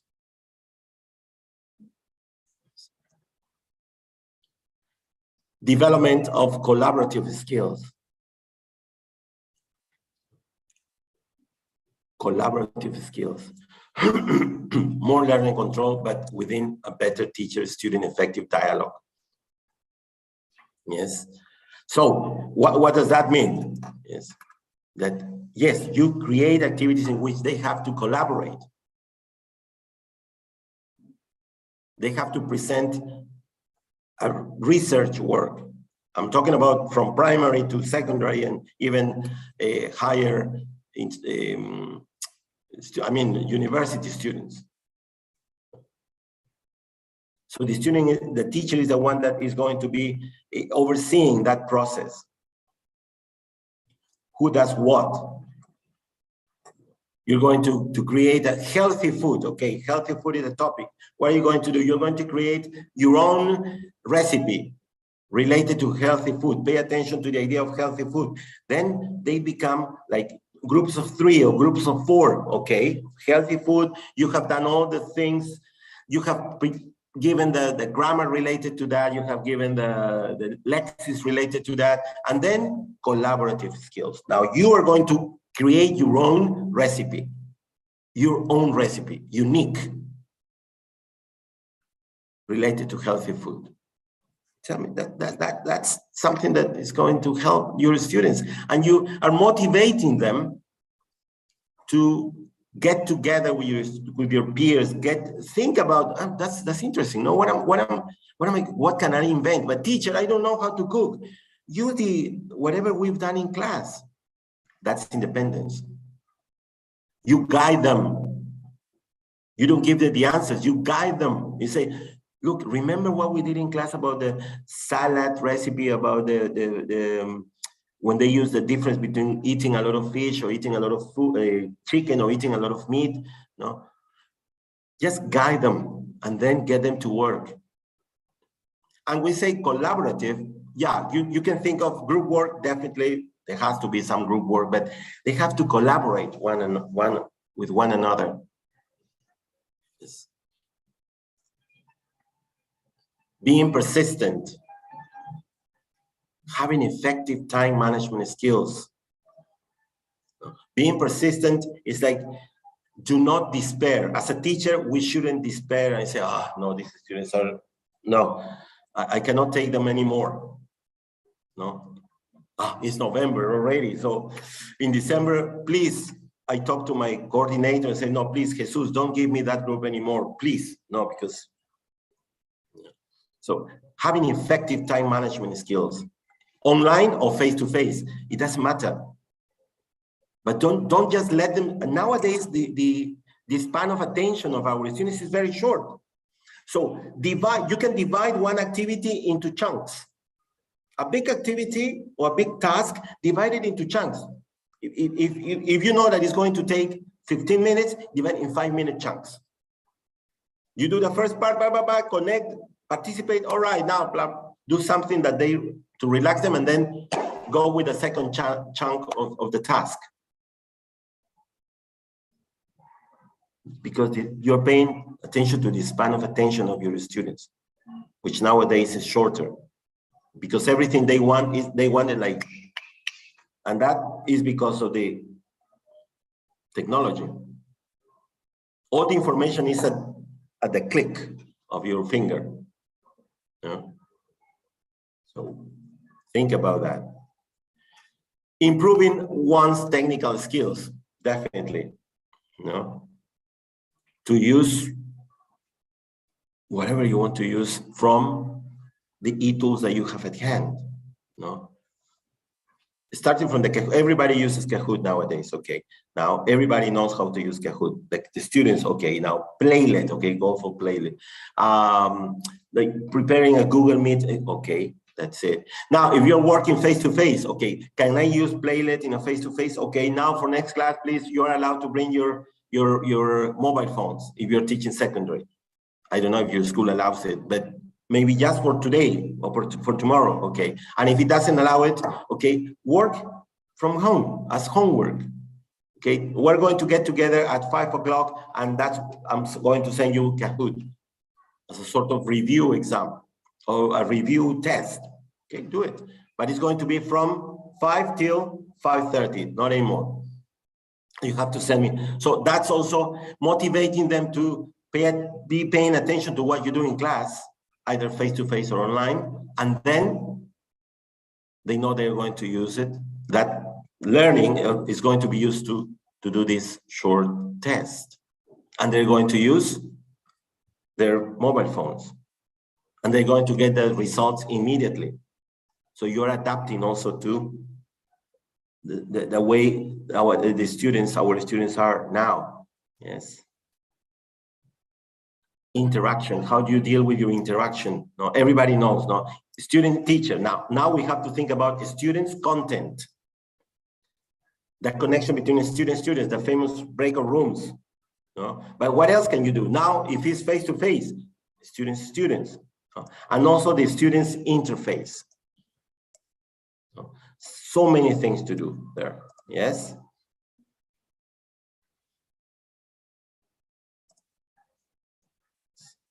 Okay. I don't know what I did. Sorry. Okay. I'm back.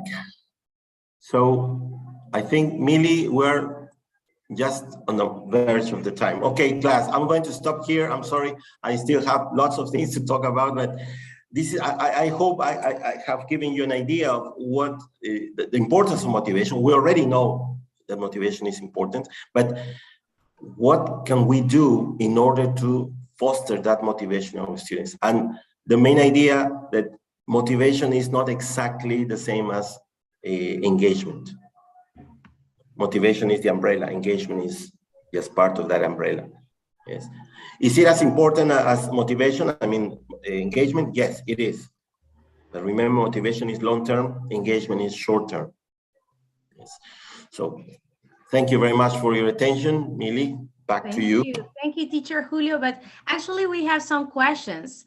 Yeah. Okay. The first question is, can a student be engaged in my class but not motivated? Yes. Yes, definitely, yes. Because engagement is what, like when you do, for example, you're playing a song, no? And it's a song like everybody likes, no? But please, not Bad Bunny. Please, no, that's not Bad Bunny. But everybody's is engaged in the song, is engaged, but then the song is over, you sing it along, you got the lyrics, and then the student, maybe the teacher wants to do something like, what about this? And speaking activity, and say, nah, no, I don't want to. So it definitely, you can be engaged, but not really motivated. Yes. Okay, thank you. Another question. Well, this is a personal question. How useful are rewards in our classes to motivate our students, take into account that some learners may do the activities moved only for getting this reward? I think it's useful, but it shouldn't be overused. Mm-hmm. That's my opinion, no? If you ask me, I mean, coldly, and I say, Julio, well, give me a straight answer, he said, try to avoid using rewards. Mm-hmm. No? But from time to time, I think it's a good idea to use that kind of procedure. No, it's a good idea. But if you overuse it, then you're creating a bad habit. No, I only do things because I get something in response to that doing, and that's not good, because you're not really fostering that responsibility for learning in your students. Okay, thanks. And another question, the third one, how to motivate a big class, for example, 40 students or 30 students, having learners with different needs and interests? Okay, remember, one thing is to motivate and other thing is to engage. To engage a class of 30-something students with different, and this is common to everybody. Yeah. Please raise your hand if you have a class who is super at the same level and they respond the same. That's, to me, is very, very difficult to find. No, but how can we motivate? Motivation is give them a reason to do it. And if you say, look, class, for example, next month, yes, the class from Miss Millie is coming to talk to us. Yes, so we're going to talk in English. So please, let's prepare. So you put an objective there. So that objective is supposed to trigger part of the motivation. I'm saying trigger part of the motivation, not everything. No? Because remember, motivation comes from inside each of our students. So we can have students with very low level of English or very low level of development of skills, but with a high motivation. And we can have a very good student in terms of, a strong student in terms of command of language and everything, and then he can be not motivated. So if we take into account those aspects, then we can devise some activities in which, like the one who is motivated, and the group who is very motivated despite their lack of knowledge of the language or lack of development of skills, with the ones who are strong, but they are demotivated. So a good idea is because you already know, work in pairs or get them to work in groups independently through different activities. Group activities, okay. No? So if you have a large class, work in groups. Mingle, that's another one. Mingling is also a nice activity where you can find a demotivated student with a very good command of language with a motivated student with a low command of language, and they get together and they start talking.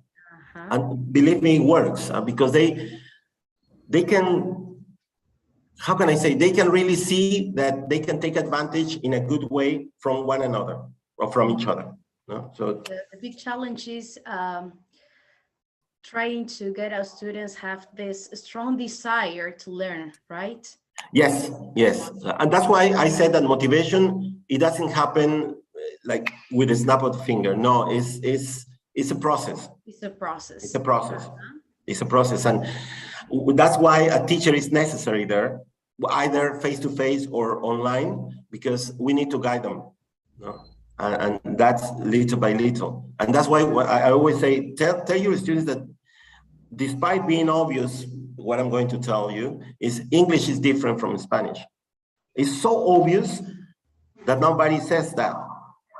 But if you start just writing a word and you say, look, how do you say that and sometimes, like when we say, for example, secretary, no? That's what I say, that the basic level, no? Secretary, teacher, okay? But remember that in English it's secretary, 3 syllables.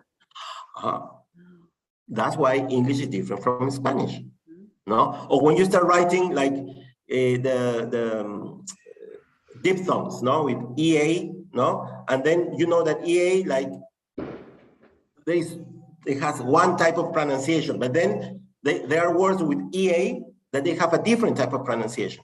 So show them So they realize that English is different. And if you're teaching even super, very basic level or primary kids, I'm not saying kindergarten, because kindergarten, we shouldn't mix grammar or language itself with kindergarten, because they are still forming their brains in that sense. How do you say car blue, blue car? No, it's blue car. No, but teaching in Spanish is different.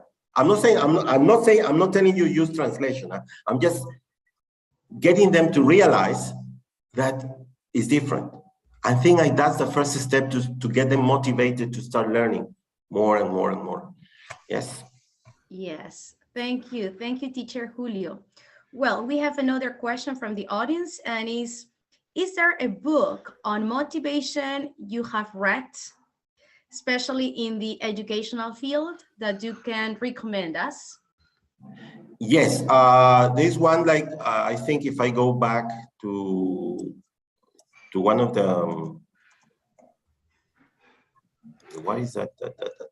Sorry, I have to go back to this one, Brophy. Profi. Yes.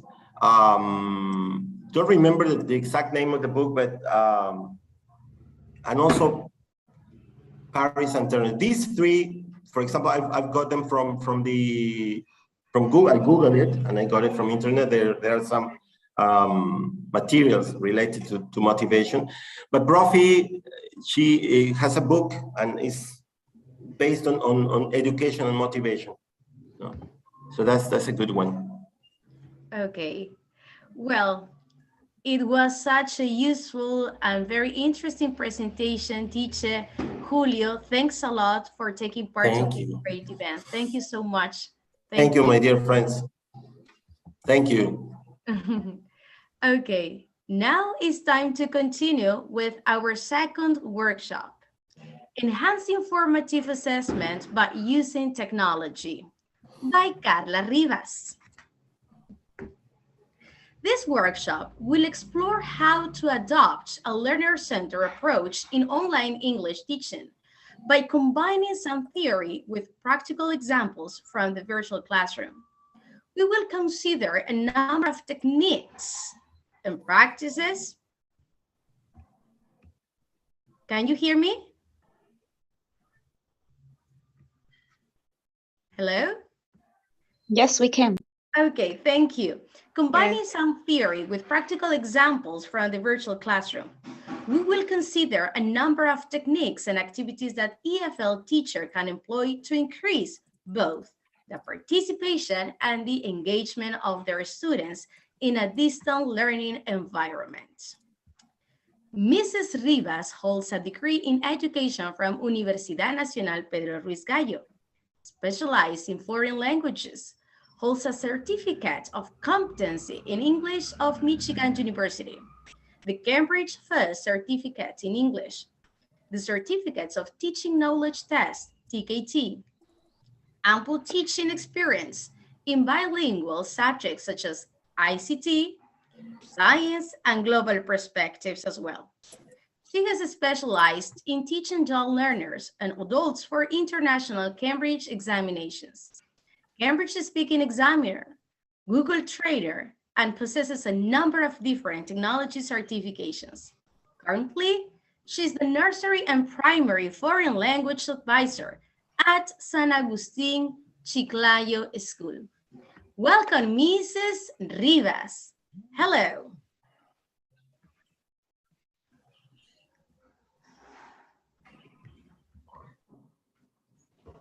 Hello, Millie. Good morning, everyone. Millie, can you see my presentation? No? Yes. Give us a second, please.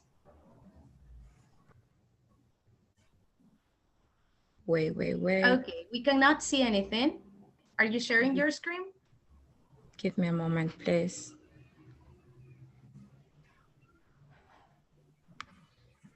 I'm trying to share.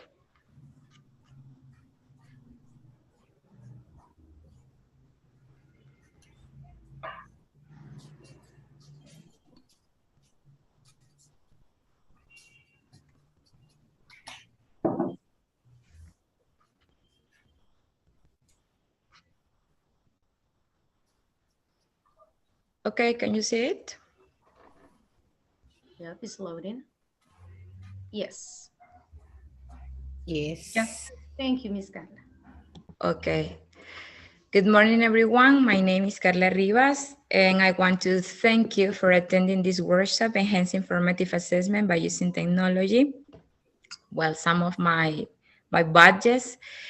And I want to start mentioning a quote of St. Augustine. Each of us has something to learn from the others and something to teach in return. And while I'm here to share with you and also learn from you. So this workshop aims at promote formative assessment by using technology and increasing the knowledge you already have related to applying different active strategies and useful resources in your daily teaching practice. So the first aim is to provide information and resources to use technology in class in order to make formative assessment more student-centered. And the second one is develop tips which can help you as teachers to improve your formative assessment.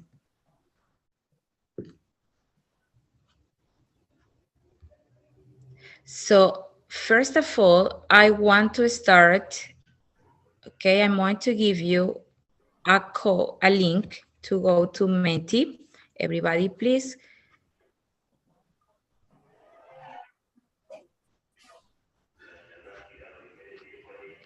Let's go to Menti. And we are going to answer a question.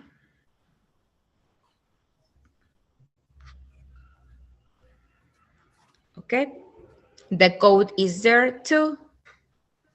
So the first question is, what do you do after you get data on your student learning?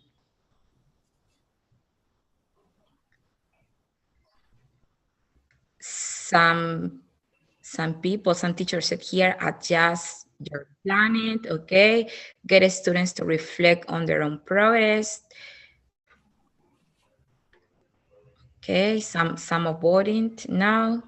The link is in the chat, please. So try to answer this question. What do you do after you get data on your student learning? Okay, so I have here two options. Get students to reflect on their own progress and adjust our planning. Okay, that's perfect. Here says, I have just one person that said, let students know where they are in the learning journey. So that's important too. Okay, that's perfect. And I have here another question. I hope it could.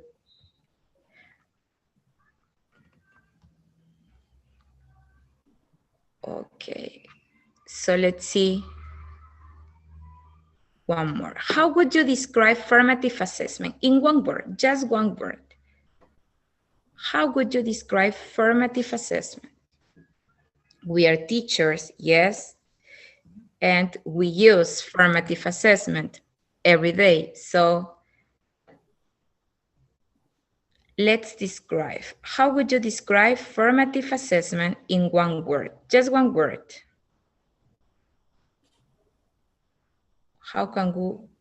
What can we say?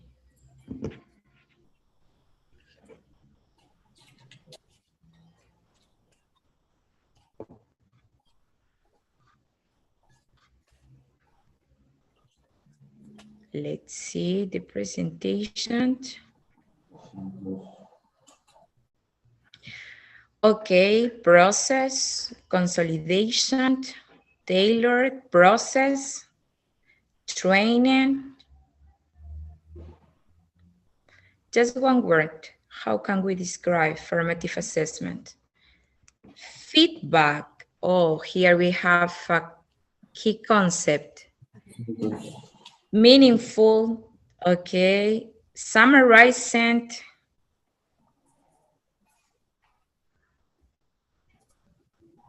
So here I can see all the words that describe what formative assessment is for you, and the biggest one is the word that most of us use, yes, to describe it. Improvement, said here.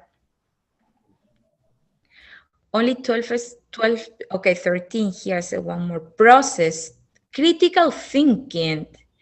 That is another key concept. Yeah.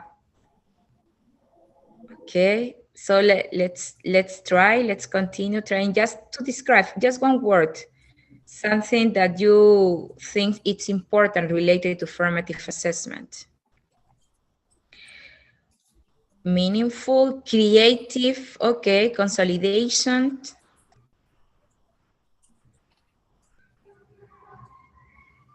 That's good.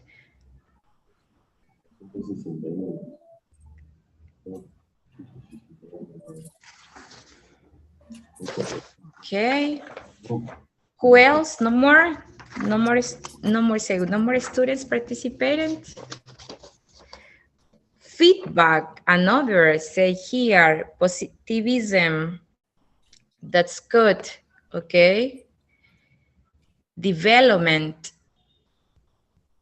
Okay, perfect. So, in fact, all of your answers are absolutely right, yeah? Let me share my other presentation here. And I don't know why when I share my camera, it turns off. Well, let's continue.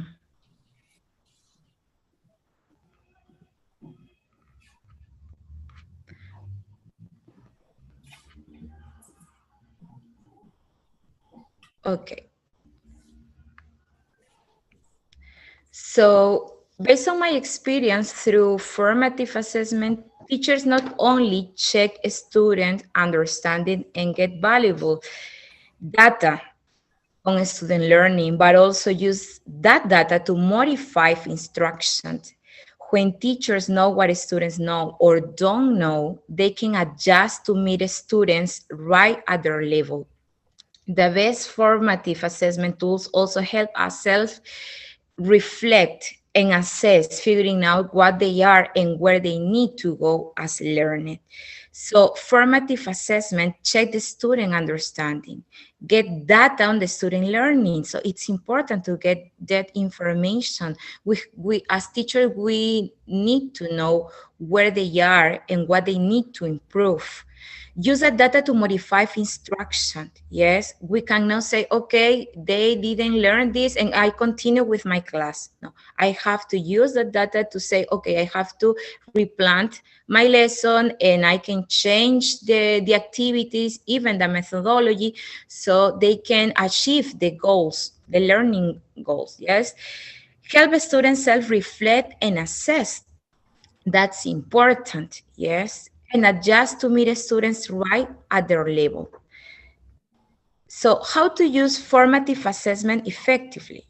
First of all, integrate formative assessment into your regular instructional routine. Yes, do not wait until the end of the unit or the end of the bimester to assess the student learning. Yes, make sure your assessment are aligned with your instructional goals. Yes, make sure the evidence you collect will give you insights into whether students are meeting the goals you have set for them. Students need to know the learning outcomes. Yes, they have to know. So before we start every class, we have to say, okay, today these are the learning outcomes. Another is use a variety of formative assessment strategies. Yes, such as not only asking questions, we can use multiple strategies will give you more well-rounded picture of a student understanding. Give students regular feedback. That is important. It should also be positive and focus on areas of improvement rather than a mistake. Okay, you made this mistake. No, we have, and also we have to give them feedback on time. We cannot say, okay, this is your quiz, and then at the end of the bimester, we say you made some mistakes. No, that is important. Encourage student self-assessment, okay? So it's really, really important to teach students how to assess their learning and progress. But here, well, there are some tools for formative assessment. Yeah, the pandemic. Well, during the pandemic, we have learned a lot from technology. So there are some challenges when we use formative assessment. You can say, oh, Carla, but I have 30 students, and as an English teacher, I have like 3 classrooms, 4 classrooms, and I have to give feedback, all of them. So I think that technology can help us, yes. And here, I'm going to give you some tools that we can use in our classes. For example, if I want to work with interactive lesson and videos, I have here Nearpod. Yes, I have here Nearpod, Edpuzzle, Perdeck. Now, I want to show you. I don't know if you have worked with Nearpod. Let me show you some activities with Nearpod here. I'm going to show you. Let's see.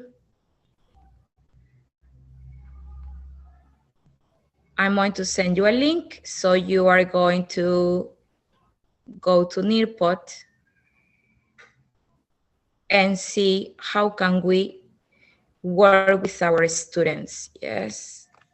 So you can go and join to that link.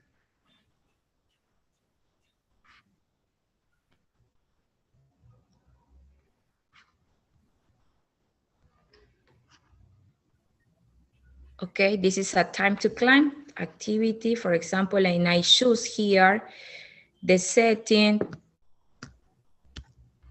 I continue. My students really love. And as teachers here, we have how many students are waiting, how many students are connected. And it's really, they're really fun. Have fun when they play Time to Climb in Nearpod. Yes. So I gave you a link in the chat. If you can't go and see, you are going to have fun too, like my students. So Nearpod help us, yes, help us to see the different. Here I have one player. Paola is here. Thank you, Paola. Nearpod reports allow us to access the student responses from Nearpod session once the session is over.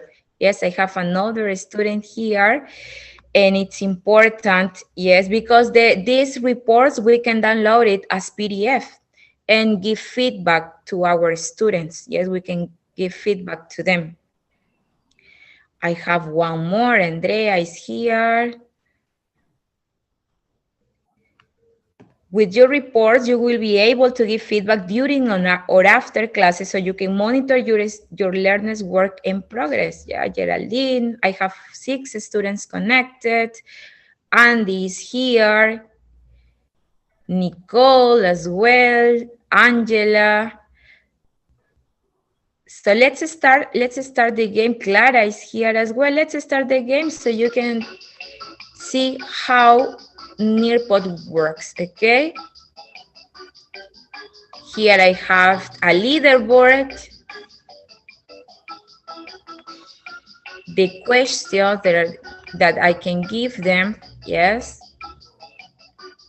And also as teacher, I can see, for example, the correct, yes, how many students are correct. I have here, for example, 4 students that didn't answer. So as teachers, we can see that, yes. And also here, the leaders, yes, I have a leaderboard. So students engage a lot. Can you see here?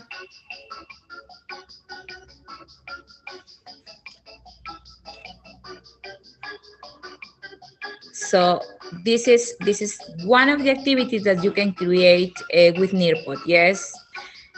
Also, you can import your Google Slides or PowerPoint and work with them. Here, For example, I finish this activity and I can email the report. I can send the report to my mail. I can finish the session.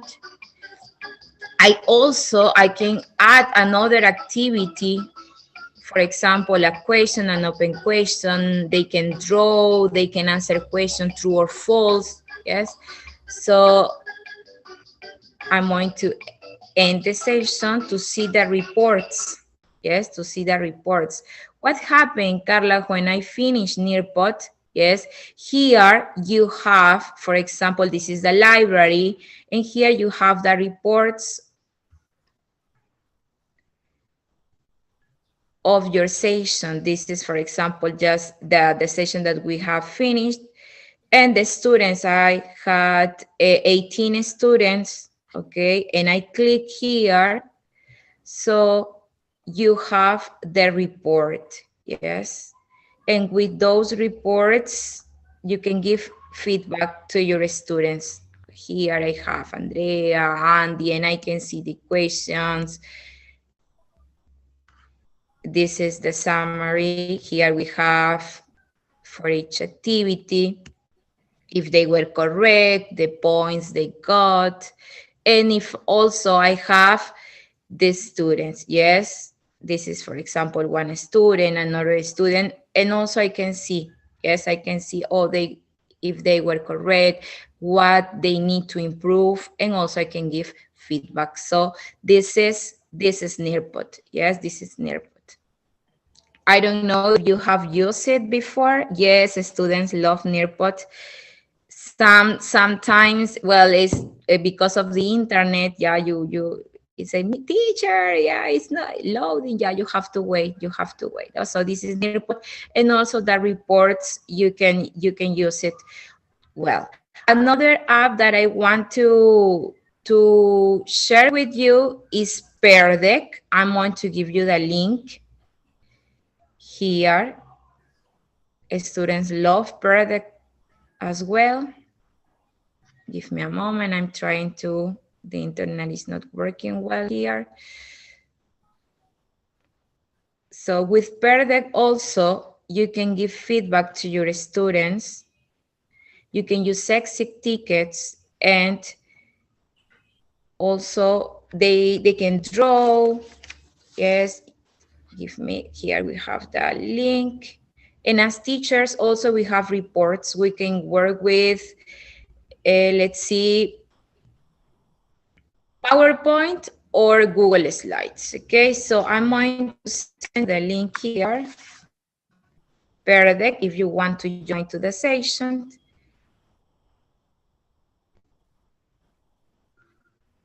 So here, for example, I have, yes, you have here no students. Oh, I have here one student connected. Also, if you work with Classroom, yes, if you work with Classroom, you can invite your class, and it's going to be easy to use it. 4 students connected. So, for example, this is one resource that I created for my class. Yes, as I told you before, the learning outcomes, it's important to work with your students. And well, the students with the Chromebooks or with the computers, they can work with this presentation. And here we have, for example, some activities. Yes, this is the multiple choice they can use. What are these? Here I have, and as teacher, you can show responses. For example, oh, I have 3 students say that the correct answer is 1. Oh, 4 students said that. So then you can hide their responses and continue. Yes, and continue working with your presentation. I have here, for example, 3 of 10 responses. Again, you show and you can, oh, that's perfect. Is it correct? So you can interact with your students, and they are not only listen to you. Another, this is, again, here I have another one, for example, they can choose what is he wearing? So they can look at the picture, yes, and choose one option, no? So it's important to work with the students and also give feedback to them. here, yes. Another one for unscramble the words, yes, unscramble the words. So Perdeck is an interactive presentation and lesson delivery tool. The best place to start would be used to use Perdeck. It's an add-on if you work with Google.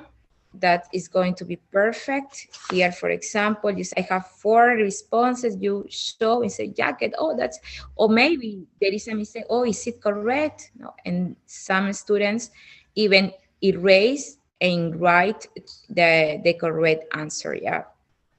I have here one more, for example, and then we check, oh, you are right. That's perfect. Unscramble the words again. No. So there are different options that they can draw, they can draggle, multiple choice, even you cannot listen in, so that's important. And we can work different abilities with this tool, yes? So I don't know if you have worked with Perdeck before. Here also I want to show you for example, this is the listening, yes, some listening activity, and then we can finish with the next ticket, yes. Circle how you are feeling. So that's important too. Here, look, students, as you can see, when they have the drawing option, you can draw, you have many colors. Also, you can type, yes. Here, one student said that he feels happy. You can circle, or here, circle in red. So there are different options that you can use with your with Perdeck, yes, with Perdeck. Another exit ticket, for example, also Perdeck has sample exit tickets and sample activities that you can use in your classes. Draw or type 2 things you learn in today's lesson, for example, when we finish.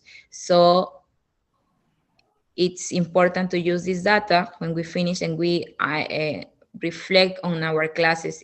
Yes, if we finished, if we set the, here say delay response. Oh, that's perfect. You can draw also, as you see, you can draw or type, say draw or type, because some students are not good at drawing. Say, no, teacher, I don't want to draw. I prefer writing, so that's good too.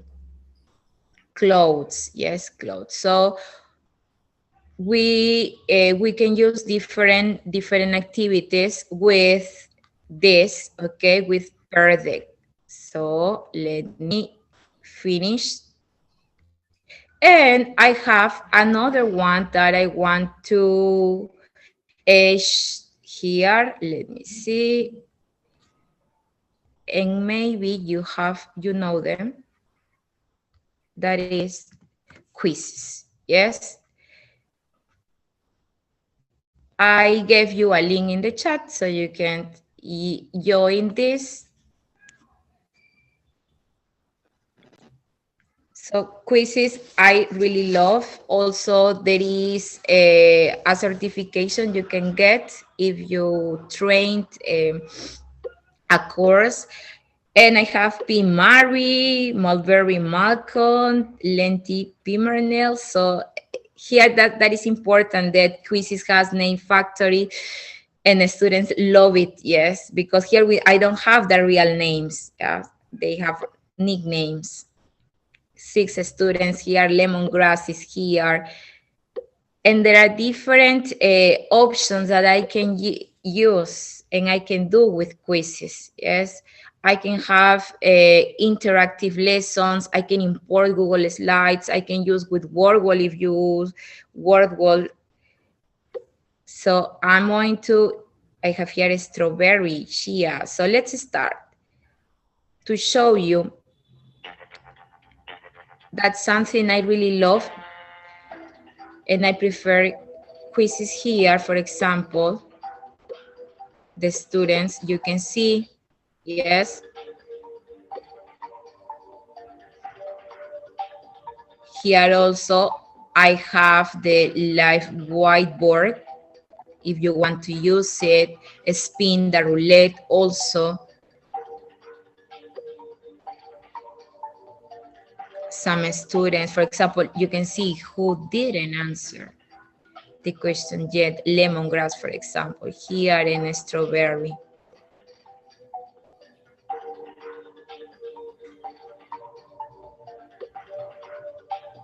Okay, so let's finish. We say time's up, and what's continue. Look, that it's important. It's not only to say, okay, let's play Kahoot or let's play quizzes. No, it's important to give feedback then, and it is important. Look at quizzes has this option. Yes, for example, here 13 students were correct.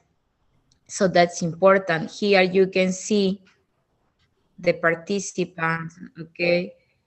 The question, if you want to see the question, or here the answer, okay? And when I click on the next question, let's see.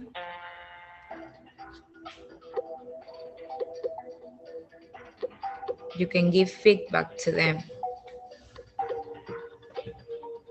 There is another. Then I'm going to see who is the winner.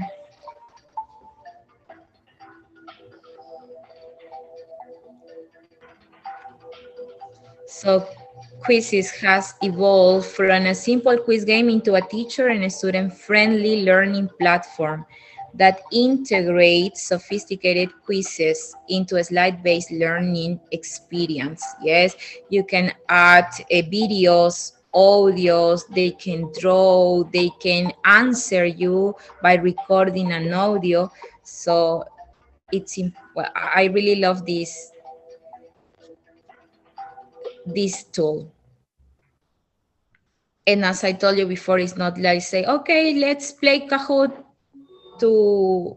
because we have free time. No, every tool has a purpose in the class. So I'm going to finish, okay? So they are playing, look.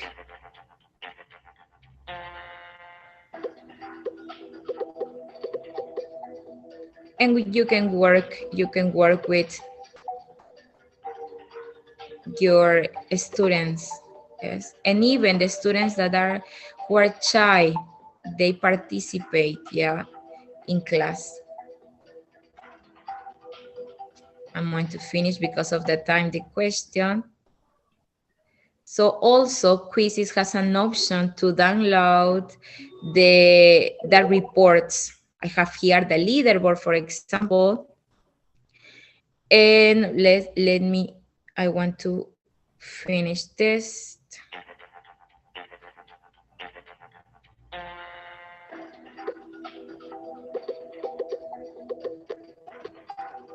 You can see your slides as well.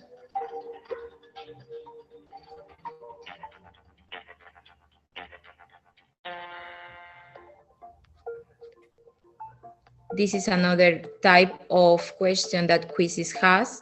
They can answer, okay? Playing baseball, I have here some answers. He's playing baseball, you see, complete answer. Sometimes we say complete answer to our students. So, can you see? And I'm going to finish the session, the quiz. And also you can print the quizzes, okay? The test you can print in PDF. You can download it. You have the reports. And also with those reports, you can give feedback and know if your students, here I have the podium, achieve the learning outcomes, okay? Can you see here? This is something, okay, I can use to give feedback as well.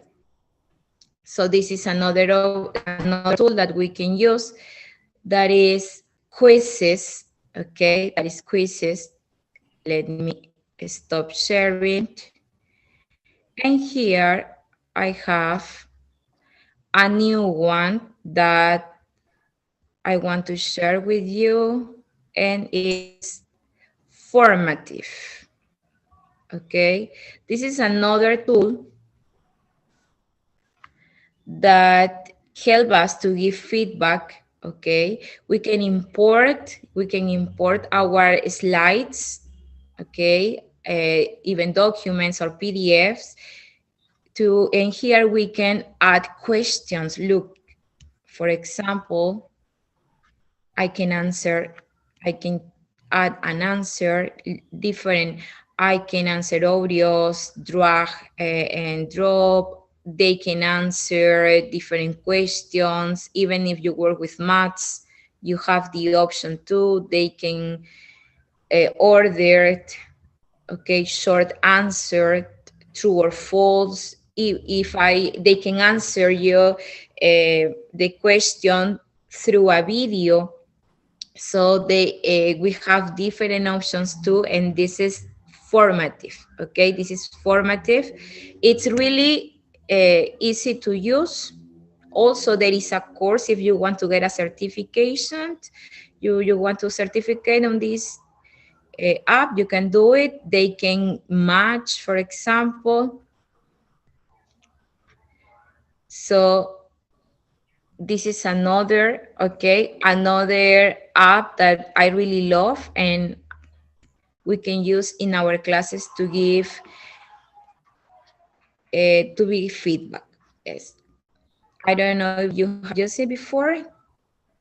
Something that I want to share, and you say, Carla, I have different, okay, where is my form? Here is my form.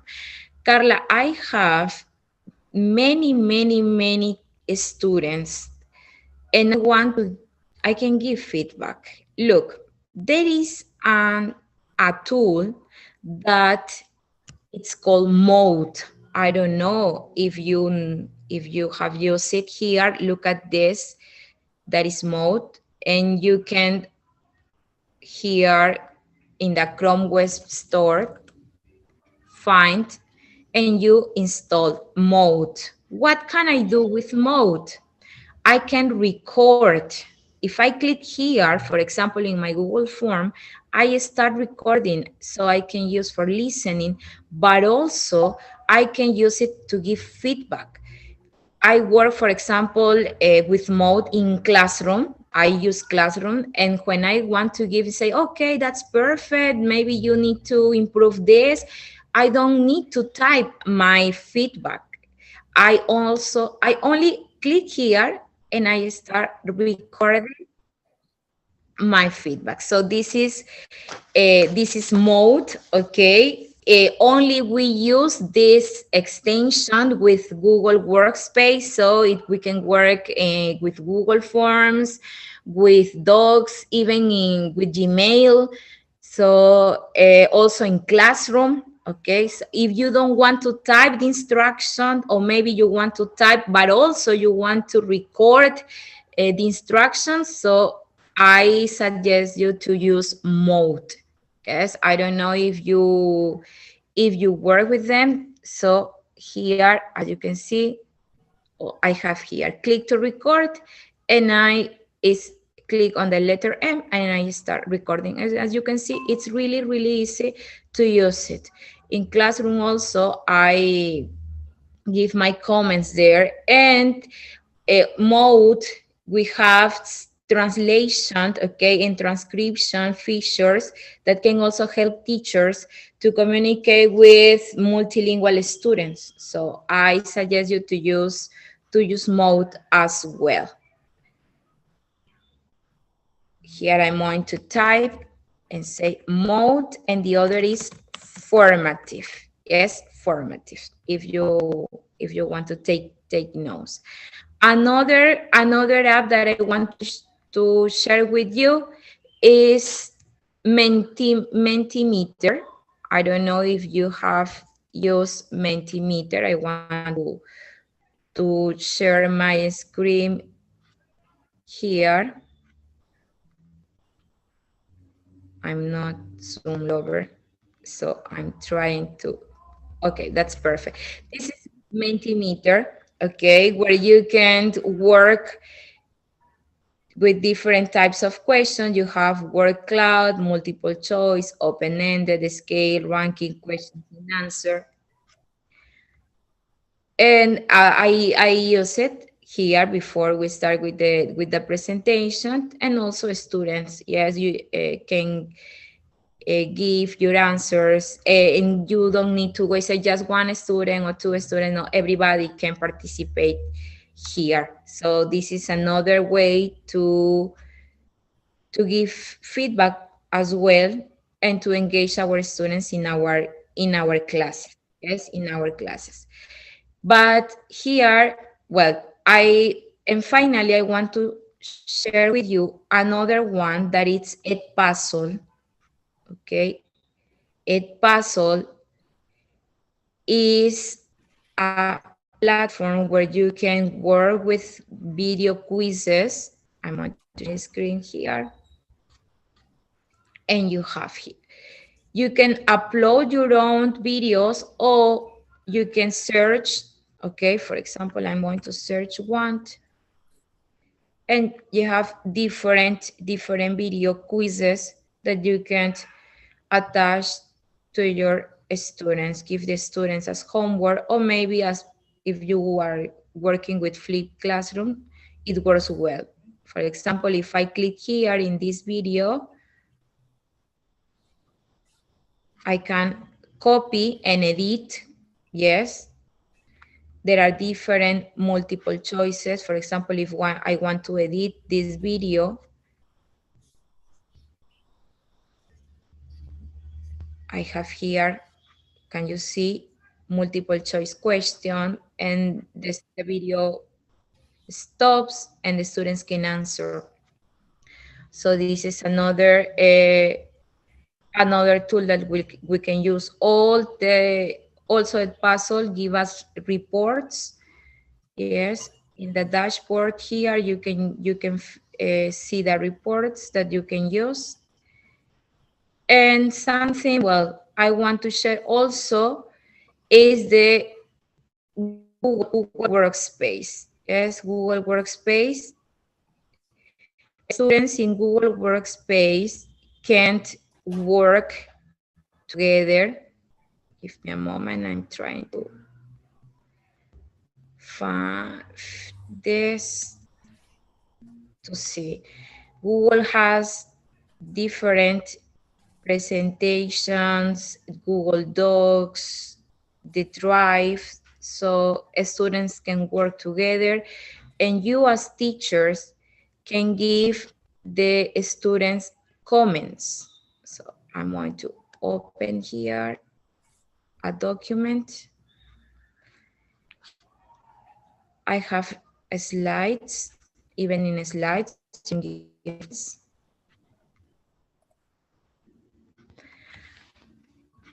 For example, here I have slides, my students have work, so I can give comments here. I can add comments and say, okay, that's perfect, you are working, or maybe no, you need to improve this. And also if I can assign some students to change this, or maybe they need to improve something, so they can work too. Yes, here, for example, I assign this comment to Jesus, and Jesus is going to know what they need to improve or what they need to change. Yeah, so also all documents, the Google Sheets, we can work a presentation as well. We can have the option to give comments to our students real time. So this is another tool that I can share with you. Well,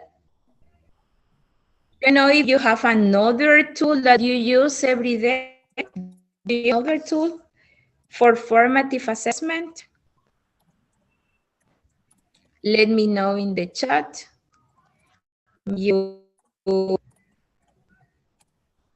are using technology tools. Okay. So here, finally, I want to share with you this map, okay?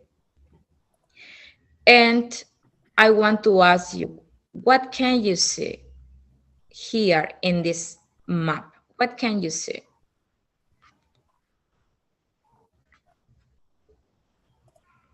I'm going to read your, yeah, Quizlet is really great. What can you see? in the map that I'm showing you. Can you see my map? Millie, can you see the map that I'm sharing? Yes, Carlita. Thank you, Millie. Okay, so what can you see? What is the difference between the traditional and formative assessment?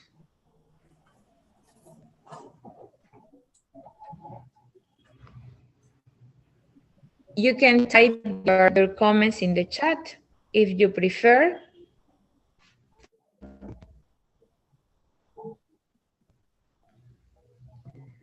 Okay, say formative, okay, means process, step-by-step guide. Anna, okay, thank you, Anna and Maria Fe. More of a student involved processes. Alex, steps, okay. Who else? So as you said, here I have the traditional assessment. Can you see here? I go to the classroom and I give my students the quizzes, the tests, and only I grade them and say, okay, you got an A, you got a B, and that's all. And the students don't know what they need to improve or what they need to do to get the learning outcome. This is the traditional assessment, yeah? But here, when I use formative assessment in my classroom, it's different. Yes, it's different. So does formative assessment begin and end with a quiz?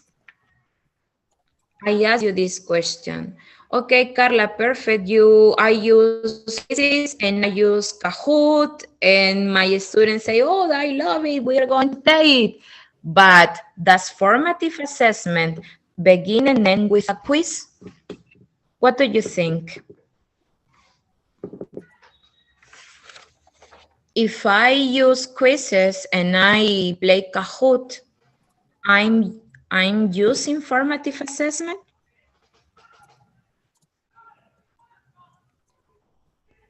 Yeah, a puzzle, yeah, you can create videos, yeah, of course. So I repeat my question. Does formative assessment begin and end with a quiz? Many popular formative assessment apps make giving and scoring quizzes easy and efficient.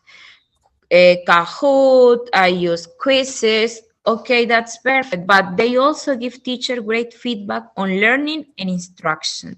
Yeah, plus feedback. But quizzes and feedback are the tip of the iceberg. To unlock formative assessment full potential, go beyond the bar chart and get a student to reflect on their own process, areas for growth, and next steps. In the end, it's not a quiz that counts, but the thinking that happens after. Yeah. It's not only to go and play quizzes or use Verdeck or use Nearpod. Oh, that's perfect. No. We have to give feedback to them. Yes. Technology is just a tool. We as teachers have to give feedback. We as teachers have to help our students to improve and to know where they are and know where they need to improve. Yes. So as you can see here in the map, the first step is students know where they are when we apply, when we use formative assessment. Yes. For example, if you start with a Kahoot, that's perfect. Okay, you start with a quiz, is excellent. But after you do that, you, for example, you can poll your students about how they did on the quiz with apps. Yes. You can say, okay, how was it? It was challenging. It was easy for you.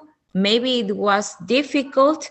So and we can give feedbacks and we can say, okay, this student, Andy or Jesus or Millie, look, you need to improve in this part. Maybe you need to improve in the listening part, or maybe you have to improve your writing part. So the students know where they are. Another, the step 2, for example, a student know where they are going.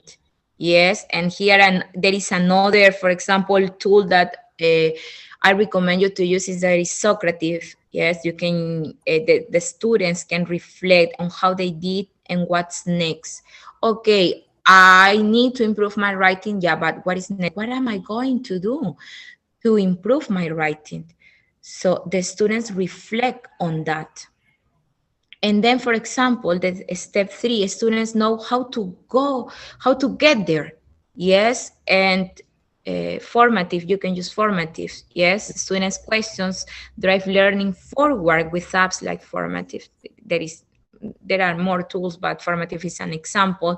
So it's important that after a quiz, the students reflect on where they are, ask them to think about what they need to go next, help students articulate their own learning goals and next steps, then use this to help motivate them to go out and find the answers. They have to find the answer. Formative assessment, and the students have to be the center of our class, the center of the assessment. Yes. So encourage more confident students to push their understanding even further. Ask students to talk about what was challenging, help them zero in on specific ways to improve. Yes, so that's important. Avoid the traditional assessment. The formative assessment and the feedback, that is the main here concept. It's important for our students. Yeah, and well, after pandemic, we have the technology, so let's use it well. Let's keep a balance, Carla, but I don't have Chromebooks, I don't have computers in my classroom nowadays. So can I use formative assessment? Of course. Yes, we can have exit tickets. We can give the students a piece of paper and they can draw or write the 2 things they learn. Or maybe I can print them a traffic light and the student can color in which part they are. Maybe they are in red, and as a teacher I can see, no, my student needs to improve this, but also as teacher I reflect on my methodology, on my strategies, and maybe the activities, because I have to help them to learn, to improve what they need. Yes, and here I have, I can show you this, and I can share this toolbox, the quiz, the Hughes student check for understanding, the poll, okay, gauge confidence, confidence and discussion, promote self-assessment, and the data, we can differentiate learning. When we get data from the feedback, yes, we as teachers differentiate the learning. There are different learning styles in our classroom, but also each student has different necessities. And we can say, okay, if Andy needs to improve this, so Andy, you need to work with this. And I work with Millie, and Millie, you need to work with this part, and I can help them with all in my class. Yes, so I'm going to share you then maybe through mail this map. Yes, I got this map here from the Common Sense Education. And well, just to finish, let me here all share my email. I want to share you with you. Give me a moment. If you want to know more about tools, I can help you. I can share with you. Okay, so my email is there. You know, please, the feedback should indicate exactly where on the learning journey are a student is, which habits or strategies the student is using that might be working or might be need to be changed, and give the student ideas for what to do next. Yes, we are teachers and we have to help them. My email is there if you need some pieces of advices. I can help you. Yes, even with your schools. So thank you so much for your attention. And I want to stop sharing. Millie. Yes, thank you, Carlita. It's been a great presentation. And we have some questions, okay, that our audience wants you to answer. One of these questions is building classroom report something much more achievable in a face-to-face environment than virtual one?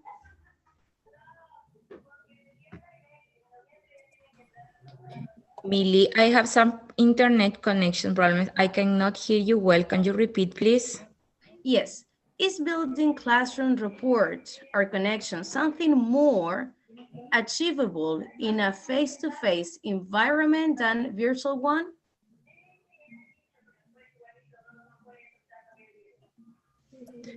Well, we have now face-to-face classes, Millie, as you know, there are different reports that we can have, and also we can give them face-to-face feedback as well. Yeah, so it's important to use the reports. Yes, you can use the reports to help them with to improve what they need. Yes, what they need. I sorry, but I have here some problem connections, and I cannot see and hear you well. Okay, can you hear me now? Millie? Yes. Okay, Carlita, we have the second question. Millie? Yes. Carlita, can you hear? Millie, I can hear you. Yes, I can hear you, Carlita.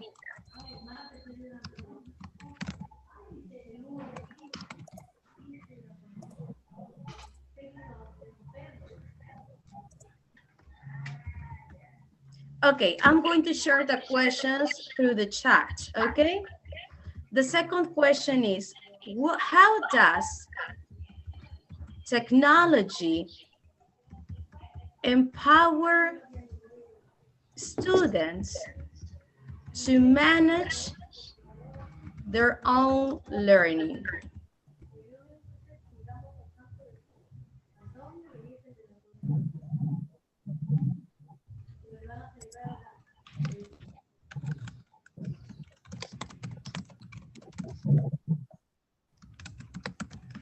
There we have.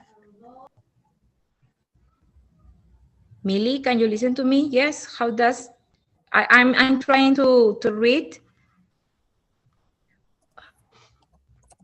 Okay. How does technology empower students to manage their own learning? Well, technology engages students, and also they can see the reports. When we work, for example, in our classes, yes, the students reflect on their own learning, and they can see, oh, teacher, I have to improve this. Yes, so students are the center of the class. Yes, of the in technology also engage them and give the different opportunities, not only for the active students, but also for the shy students, and they can work. Yes, if they use technology, they can go and find answers. We can use flipped classroom. There are different tools, and also they can use it to investigate and to contact even with other students around the world to improve their learning. Okay, excellent. Thank you, Carlita. And we have the third question.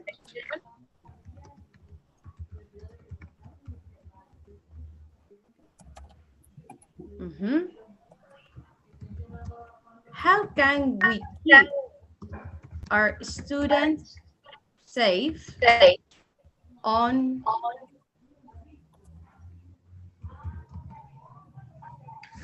online.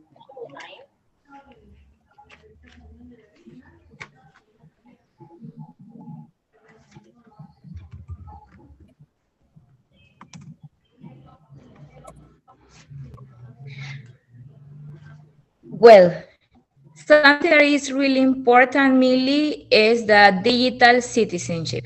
Yeah, our students use a lot cell phones, tablets, the technology every day. So it's important that we as teachers know what means digital citizenship. Every day, in our classes, we have to teach them how they have to how they need to behave in the digital world. They have to respect each other. They have to be kind. We have to teach them how to use, for example, secure password. We have to teach them that they have to respect the author's rights. Yes. So it's important that not only the but also teachers know how to use the digital citizenship in the every day. In this nowadays, you know, there are a lot of risks, so it's important, especially in children, they know about the cyberbullying, how they need to react and how to be safe online. So every school needs to work with a plan, yes, with a curricula. For example, Common Sense and Google, the Viii Internet, Ozone, they have programs that you can implement in your schools to protect our students. Excellent. Thank you so much, Carlita. Thank you so much for such an inspiring presentation. It's been a pleasure, Carlita. Thank you. Now it's time to meet our sponsors and raffle the prizes they will generously give to some lucky winners. Okay, so it's raffle time. We are presenting the roulette.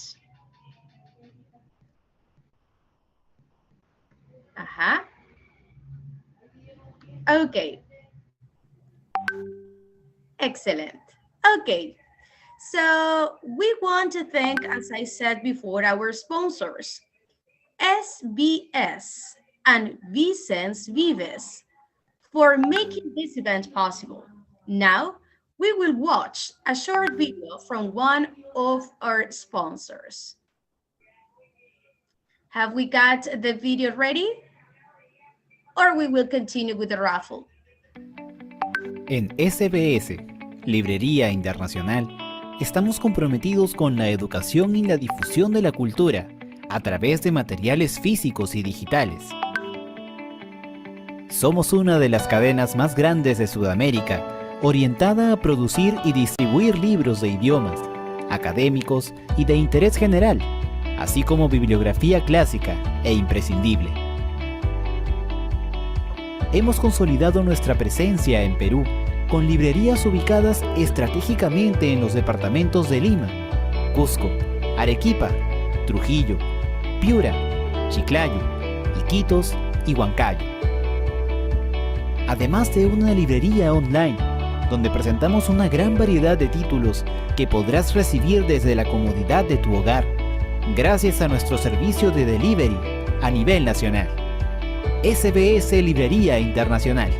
Soluciones para quien enseña y para quien aprende. Okay, thank you so much, SBS, for being part of this great event. And well, let's start and let's see who is going to be the winner. Okay, and the first prize is a methodology book sponsored by SBS. And the winner is... Let's spin the roulette. Number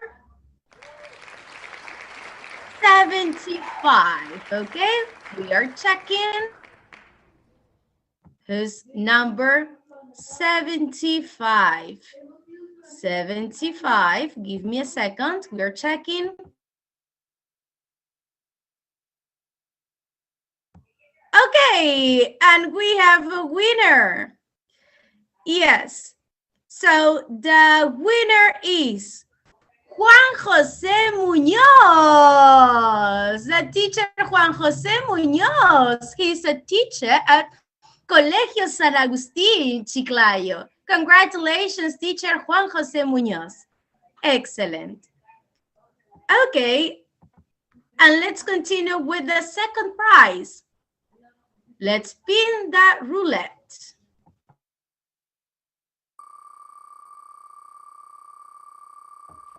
Okay, the second prize is a Cambridge preparation course book by SBS as well. Cambridge preparation course book. Let's see. Who's the lucky winner? Is the number 40. Okay, we're checking now. Number 40.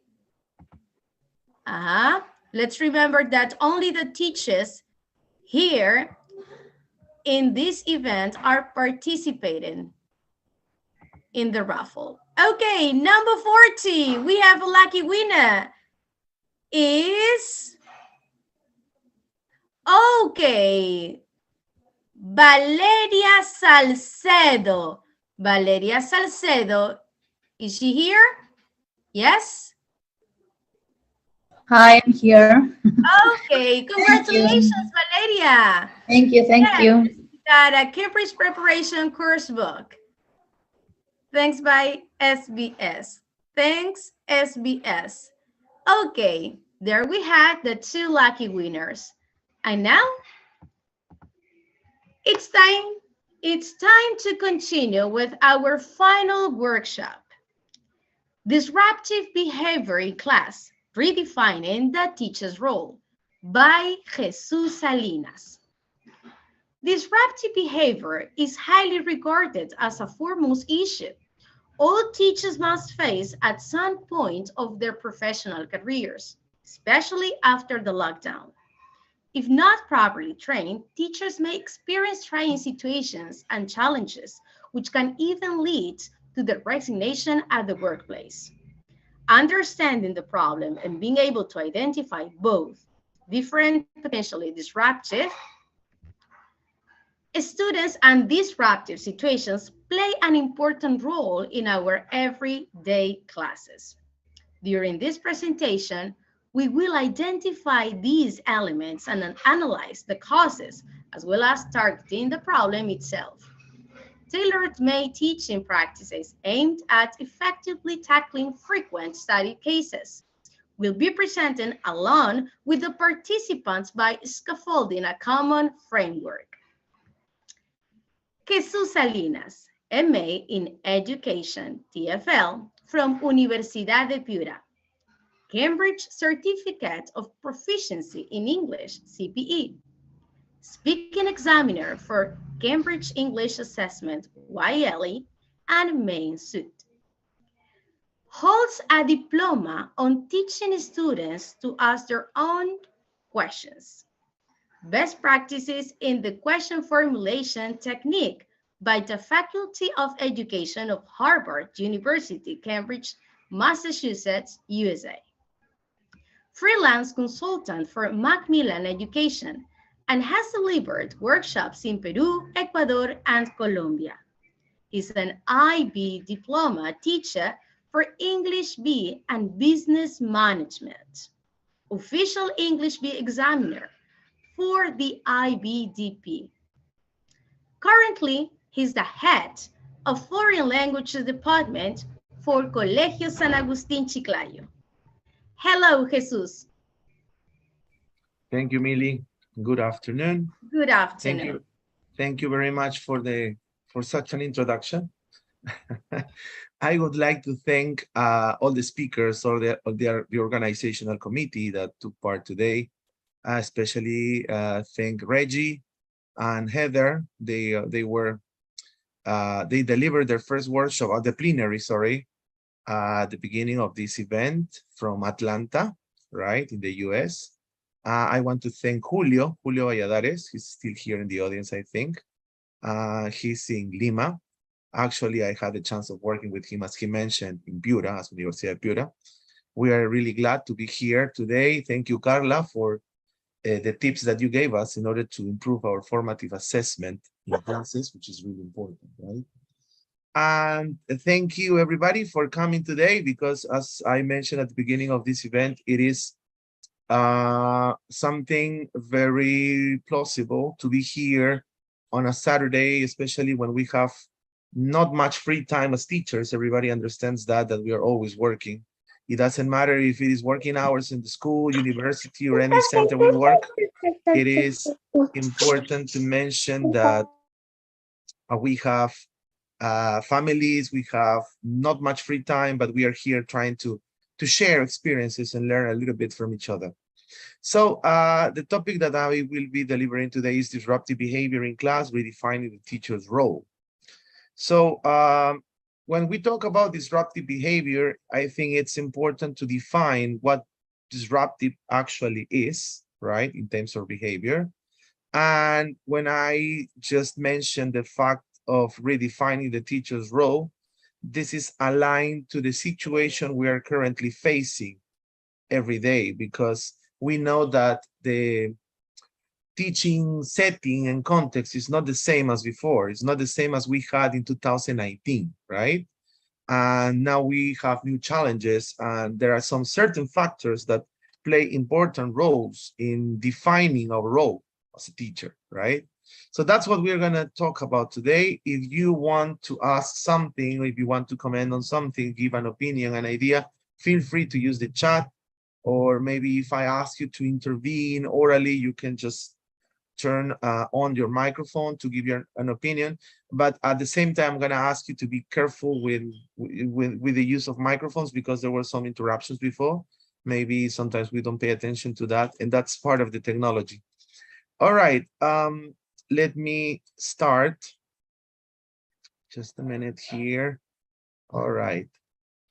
First, the aims. The aims of this talk are to describe the various circumstances for which a student might be disruptive, and sorry, some mistake there, oversee the possible action plans. No, what action plans can we follow when a student is disruptive? And at the same time, analyze the link, the connection between disruptive behavior and classroom management. We are going to define what disruptive behavior is, and we will also define classroom management, so that sometimes we have different ideas or concepts, or maybe we know the concept, but throughout the process or the way, we might change that concept because of different factors that we can come up with, right? So these are the two main aims. So first of all, I want you to take a look at these pictures. We have 6 pictures. So what is your perception of these pictures? So what can you think of when you see these pictures? Because it's not only students, it's also teachers, right? What can you see in these pictures? I don't know if you can use the chat box so that I can read your comments. What ideas come to your mind when you see these pictures? All right, I'm reading you. They feel bored. Thank you, Gloria. Frustration, lack of motivation. Correct. Correct. Frustration again. Burnout. Thank you, Alex. Bored. Right. Okay. Okay. Yes, it can be burnout. It can be boredom. It can be frustration, lack of motivation. They are tired, right? So, but it's not only the students. I mean, if we analyze, this is a very common context that we have observed in our classes, especially during these 2 years of pandemic, right? No motivation, thank you. But at the same time, it's not only the fact that in some cases, students got used to different specific routines, no? For example, in the past, there was a routine that told you that if you have classes at 7:30 at your school, at least you should wake up at 6:30. I suppose that most students take a shower, And after that, they get ready for school. They have their breakfast. There is maybe their parents took them to school, and they were there at 7:25 sitting and all ready to start an academic day. But these routines have changed because in talking to the students, they tell you that if your class in pandemic times was supposed to be at 7:30, they woke up at 7:25. They just changed something, maybe a suit or something, or maybe the school uniform. They didn't even wash their faces, and they sat in front of the computer, mostly with the camera off, because they just wanted to say present and then continue sleeping in front of the computer. No, that is one of the routines that changed. Obviously, that's not something sane to say, right? It's not it's not properly called a routine. It's something that they used to do because they could do it. That's why, in my case, I talk to my students and I ask them, what do you prefer? Because at some point, at the end of the last year, 2021, you as your students or parents were requested if they wanted to send their students to school at the end of the bimester, at least in our school in San Agustin in Chiclayo, Peru. But on the other hand, some parents, on the one hand, some parents said, yes, I want my son to go there because probably they wanted to, they wanted not to take care of them or him or her, right? But in other cases, some concerned parents, they said, no, I don't want my son or my daughter to go to school because he might get infected because the virus is still there, no? And actually it's still now. So when you ask them, they said that they prefer to stay home because it was easier for them. And that's something that is very important to mention, because if you tell a student that they have an option, which is something positive, they will make a choice. But if the option is something for the good or something for the better or something for the worse, probably they will choose the option with the least effort possible. And that's something that happens with especially adolescents, no, and students who are at school. And that's what we have to face. And not only that, sometimes we have to face these kinds of students who are used to doing those kinds of routines or following these kinds of routines. But at the same time, we have to face parents. No? Parents are an important aspect in a child's education. One of the most important, not to mention the most important. But at the same time, if you see this picture, right, of the teacher teaching on a board, right, it's not being only been a problem for students. It was a problem for the teachers, right? And I remember like 1 year ago, in front of this same computer, in the same seminar that we have here, I remember that I told you that, and you said, yes, that's true, because it was difficult for teachers to monitor, to evaluate, to assess, to teach, or to deal with internet connection problems, or to deal with students who don't turn on the camera, sorry. So it was difficult for both teachers and students and parents at the same time. Because if you had a child who was 4 or 3 or 5 years old, you had to sit next to him or her in order to have the class. Otherwise, it would have no outcome, right? So I wanted to show this picture because this is like a reminder of what aspects, situations we have been through during the last 2 years. And it's not only for the students, it's also for the teachers. I remember talking to some colleagues, they had to mark different papers. We call them papers, but they were virtual, right? And it was more difficult for teachers. First of all, if you didn't have any previous knowledge of technology or maybe familiarization with technology, it was more difficult. And to mark papers, for example, in case of us as teachers of English, writing papers and give comments virtually, it was more difficult, no? So we had to get accustomed to that during those 2 years. And now the question and the challenge is how to deal with the students that come back to school with completely different routines. Not only routines, but situations, problems, issues, or maybe not only the fact that they are in front of a teacher, not in front of a computer as in the past it was. So, or maybe dependent on the computer, right? I don't know you, but for example, in San Agustin School, where we work, I mean, many of us from the audience, it was a difficulty and a very trying situation to deal with students who in the past used to present writing papers with a really good level of English, which was suspicious, of course. But then when they come back to face-to-face classes, they cannot write. In some cases at all. And you say, why? You tell them, teacher, or they ask you, teacher, are we going to have a writing paper? Are we going to have a writing assessment paper or exam? And you tell them, yes. Can we use the computer? No, you can't. Please, teacher, we have to use the computer. You are not a high-tech teacher. We have to continue using computers. And obviously they say that because they abuse of the Google Translator app. Did it happen to you? Please write on the chat. Did you have the same problem as we had at San Agustin School? Can you please say it or mention it in the chat? Or it was only in San Agustin? Yes, says Karina, Zoila, all the time. Yeah, it's a repeated situation, of course, no? And it happened to me, for example, easily recognizable use of the translator. Yes, of course. Shai, my greetings to you. Yes, of course, it is easily recognizable. Yes, yes, they do easily. We all did, that's true. Okay, thank you. So we are not alone on this. So yes, that happened to everybody.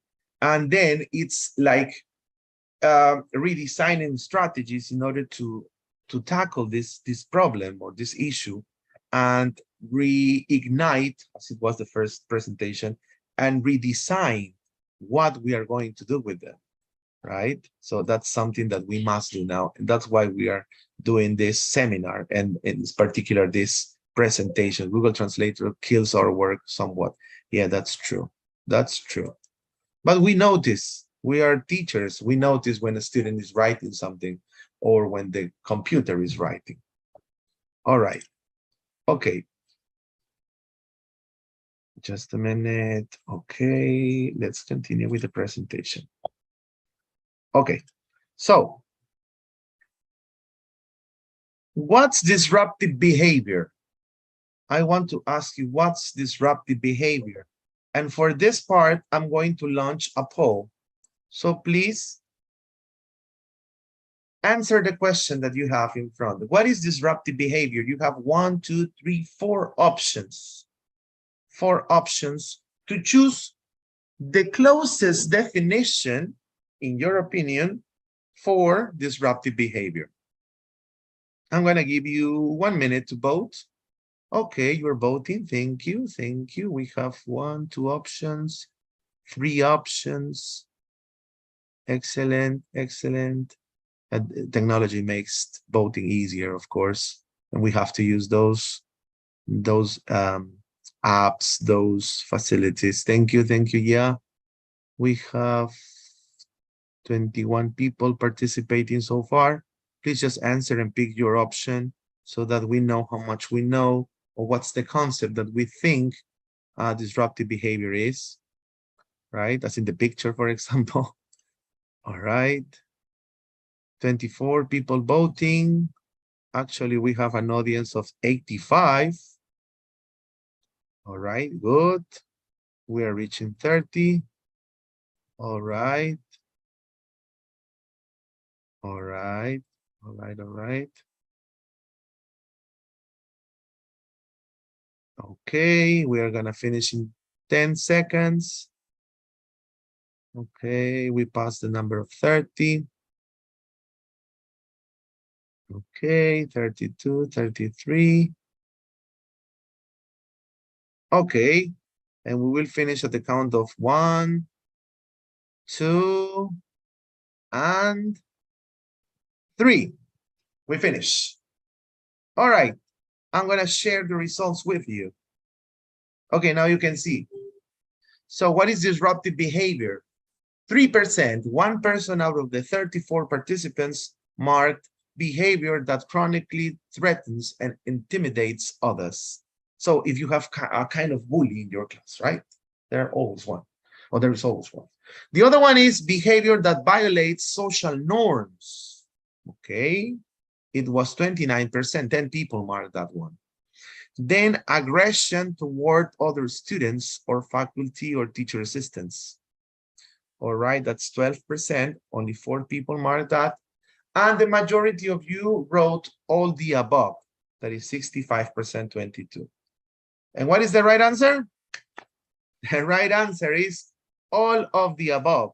All of them are, let's say, examples or definitions of disruptive behavior. All right. So 65% was right. Claps for those people, because that is correct. That is right. Okay. So let's continue with the presentation. Let's watch this video, and then I'm going to ask you a couple of questions about this video. All right. Let me share the audio so that you can see it. Watch the video and then think about what would you have done in that situation? What would you have done? Okay, let's go.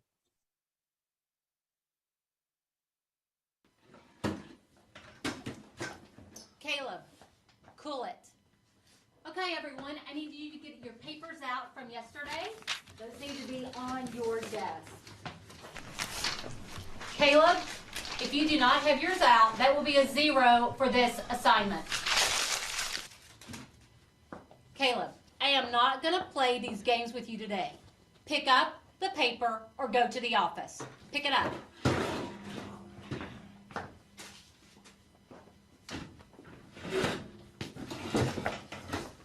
Caleb, I don't know what your problem is, but you will not be disruptive in my class. Do you understand what I'm saying? What y'all looking at? That's it. To the office. Out.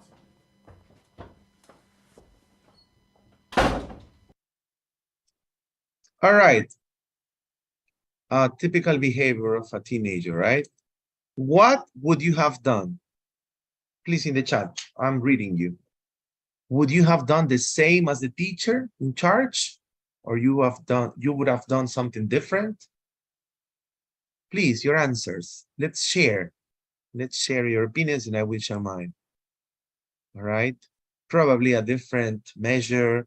Probably you would have done the same. Or probably, I don't know, a different approach. Maybe the language. What would you have done? All right.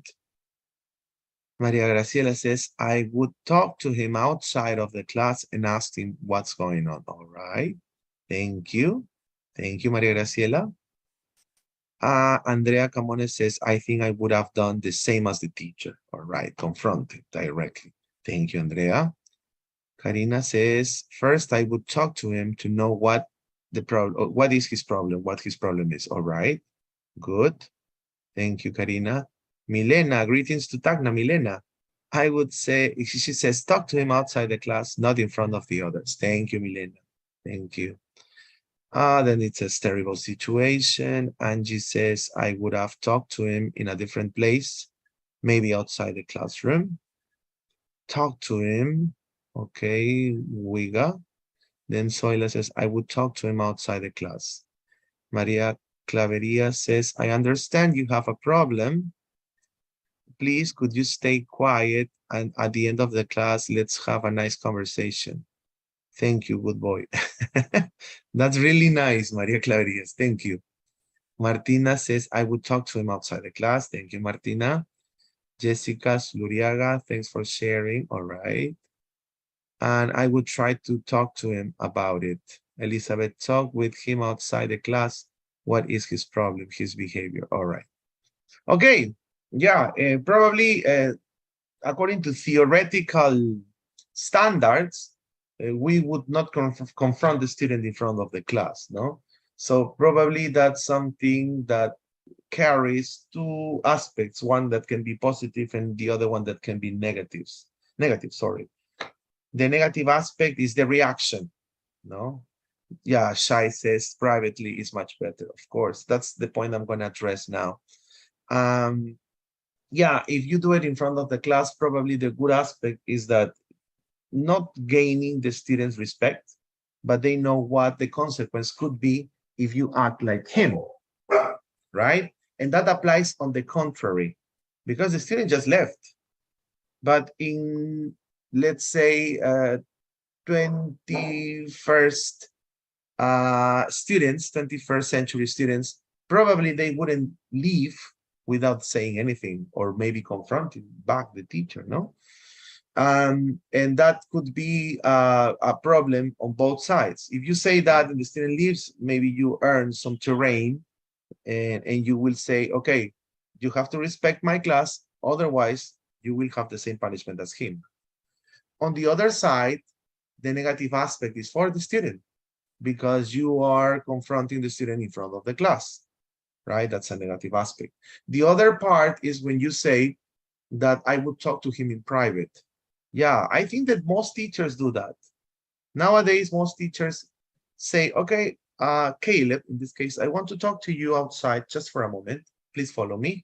And then you talk to the student. And probably he will tell you that he has a problem, or probably he has a frustration about something in your class, or maybe he feels that somebody is bullying him, or probably he thinks that you're not being fair with him because you're treating others in a different way, etc., etc., etc. And you can have like a sort of agreement with him, probably, right? We don't know. It depends on the context, it depends on the problem, it depends on the circumstance. It's a very complex situation. So we cannot say, I would do this, I would do that, if we don't know the context. Probably we don't know. This is a very simple example. But in most of the cases, in the majority of cases, it's better to talk to him in private. That's for sure. Sophia says, by bad situation, I would talk to him in private. It will be much better. Okay, thank you. Alan says, wait until the end of the class, and meanwhile, he will continue behaving like that. But in your experience, maybe much, maybe not much, you probably had these kinds of circumstances. And it is also a challenge for the teacher to follow the guidelines, to control himself or herself. And that's a sort of challenge again, because in some cases it's the same student or the same student that misbehaves over and over and over again. So let's move on to the next part. Just a minute, sorry. All right. Now let's continue with the next part here. Okay, disruptive behavior. Disruptive behavior. All right. Here. There is no single definition, not one single definition. There are many definitions for disruptive behavior. Fontana from 1995 notes that it is any behavior that proves unacceptable to the teacher. Unacceptable to the teacher. So it means on the teacher's criteria. But nowadays we know that the situation is different, probably, because it's not the teacher's criteria. It is unacceptable. It needs to be unacceptable for the school, right? That's why we have norms and regulations in the school. And it happens to be, I don't know if you work for other institutions, but in schools, sometimes the students know the rules better than the teachers, right? They memorized even the paragraphs where they pay attention to in order to misbehave or behave, right?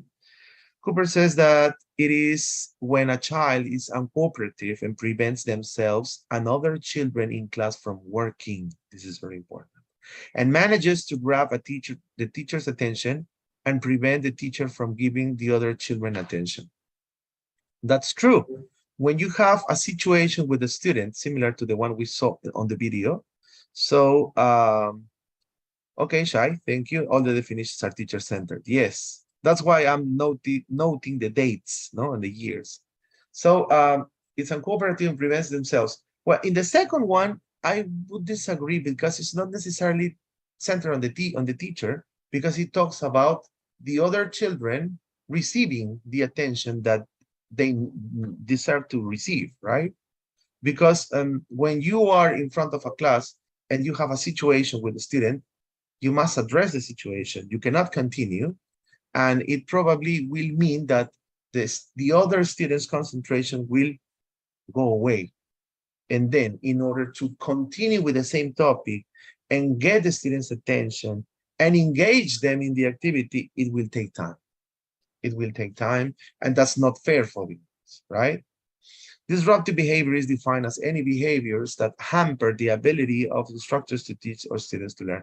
This is, yes, teacher-centered, right? Because instructors cannot continue doing the labor that they are supposed to do. All right. So this is disruptive behavior in different definitions. But in general, disruptive behavior is any situation that prevents the teaching activity to take place. For example, interrupting the class over and over again. For example, causing chaos in your class, insulting another student, anything that makes the class stop and not to continue smoothly or regularly. That is disruptive behavior. Some people think that disruptive behavior is aggressiveness, hitting the other, or maybe insulting the teacher. Not necessarily. Disruptive is because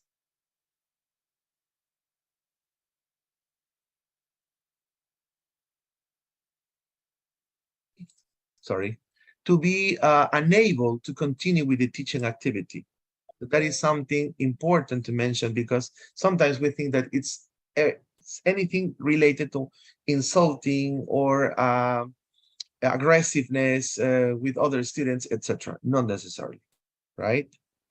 Okay, let's continue. All right. Now, the next part. This is disruptive behavior according to circa 1848 in a regular US high school. Let's see what is the progression of punishment, right? It's a types of disruptive behaviors in their corresponding punishments in an American high school in 1848, based on Fontana 1994 and Lefrancois 1997. So if you had these kinds of misbehaviors, this was the punishment. Misbehaving to girls, 10 lashes. Drinking liquor, 8 lashes. Swearing, 8 lashes. Doing mischief about the place, 7 lashes. Lying, 7 lashes. Fighting, 5 lashes. Playing cards, 4 lashes. Boys and girls playing together, 4 lashes. Wrestling, 4 lashes, etc., etc., etc. And for every word not recalled when given a list to learn by heart, 1 lash. Imagine. Probably many teachers would be really glad to apply this kind of policy in the school, but it was the past. It was different times, but nowadays it's not the same. Nowadays the situation has evolved, right? For the better, of course, for us and for the students. Disruptive behavior in today's colleges. So what is disruptive behavior nowadays, after the pandemic, after the lockdown? This is number one, the use of cell phones and tablets, etc. in the classroom. Of course, with no permission or given or allowed by the teacher, right? It happens a lot. In the school we work for, it's a situation, a difficult situation to deal with this, because sometimes you are in class and there are some students who have a laptop. In our school, for example, everybody has a laptop for classes because we use it. Because part of the pandemic of the lockdown has taught us that it is important to use technology in classes, not to base our teaching on technology, but use it as an extra tool. That is something really important, as Carla mentioned in her presentation, and it works, right? Why negating the boundaries, the positive aspects that we have with technology that maybe we learned during the pandemic, rather than just saying no technology, no laptops, no cell phones, etc. So we use them. But the idea or the difficulty or the challenge here is how to control the use of those devices. So nowadays, in some cases, it is very difficult for teachers to give a class, and as students are allowed to bring cell phones or tablets or laptops to school, maybe they are writing on the wall, and they have to turn around very suddenly in order to notice if a student is using a cell phone to film or to take a picture or to create a meme, as they do nowadays, right? So that's a reality that we have in our schools. That's something that happens, and we cannot deny it. So it's a positive aspect to use technology, but this is the other side, no? Disruptive behavior, eating in class happens often, bringing children to class, right? Other people from other classes, monopolizing classroom discussions, failing to respect the rights of other students to express their viewpoints, right? Sometimes they don't have an open mind, and if you disagree with them in terms of peers, they attack each other. Talking when the instructor or teachers or others are speaking, interruptions, that happens a lot. Constant questions and interruptions which interfere with instructor's presentation, no? Sometimes if it is a question related to the presentation you are giving or delivering, it's excellent because it helps you. But if it is, teacher, can I go to the toilet? Teacher, why are we doing this? Sometimes it's like that. Over inattentiveness, sleeping or reading the paper in class, for example, creating excessive noise. So these are some disruptive behavior aspects that we have to deal with nowadays. And more extreme examples of disruptive behavior include but are not limited to use of profanity or pejorative language, insulting each other, for example. Intoxication. Nowadays, there are these devices they use for, instead of using cigarettes, now they use the vape, right? That's the way they call it here in Peru. So they go to the restroom, and now teachers have to be very attentive to that. They smoke, they go back, right? It happens in many schools. Verbal abuse of instructor and other students, they insult each other. They sometimes disrespect the teacher, right? And they say, if you say anything to me, I'm going to talk to my father. That happens. Harassment of instructor or other students, right? Threats to harm oneself or others, physical violence, right? They fight. And something that I didn't include here is virtual violence, right? Sometimes bullying is not in the school, but on the web. So that happens in schools nowadays, and we have to be very attentive to this. These are examples of extreme disruptive behavior in class and not in class. Because sometimes you might notice that student is not participating, is not engaged in the class, and it is because something is happening outside the class. So we have to be aware of those situations. And sometimes some teachers who maybe have a little bit less of experience, they say, how can I notice that? How can I notice that the student is being bullied? How can I notice that the student is not maybe taking part of the class because he's being, I don't know, insulted, or it's a matter of experience in some case, at some point. And on the other hand, it's to be aware of everything that happens in your class, right? Total awareness is important. All right. Now the next part, the other side. What is classroom management? So classroom management comes to be the solution of disruptive behavior.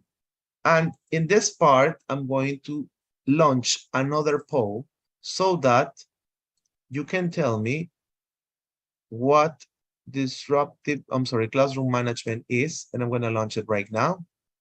So what is not classroom management? Because the question is kind of not difficult, no? You have different options. What is not classroom management? Variety of skills and techniques that teachers use to keep, use high-tech resources in class, control discipline in class, punish your students when needed. I'm sorry for the typing mistake there. Make the most of your students' performance, which is not. Probably you marked one of the options because you read very quickly and you didn't pay attention to the not, as our students do. That usually happens. But try to mark the option that you think is the answer for this question, please.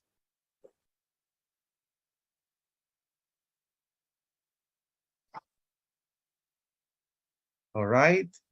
We have 15 people participating. That's good. One more minute and we finish this polling. And time flies.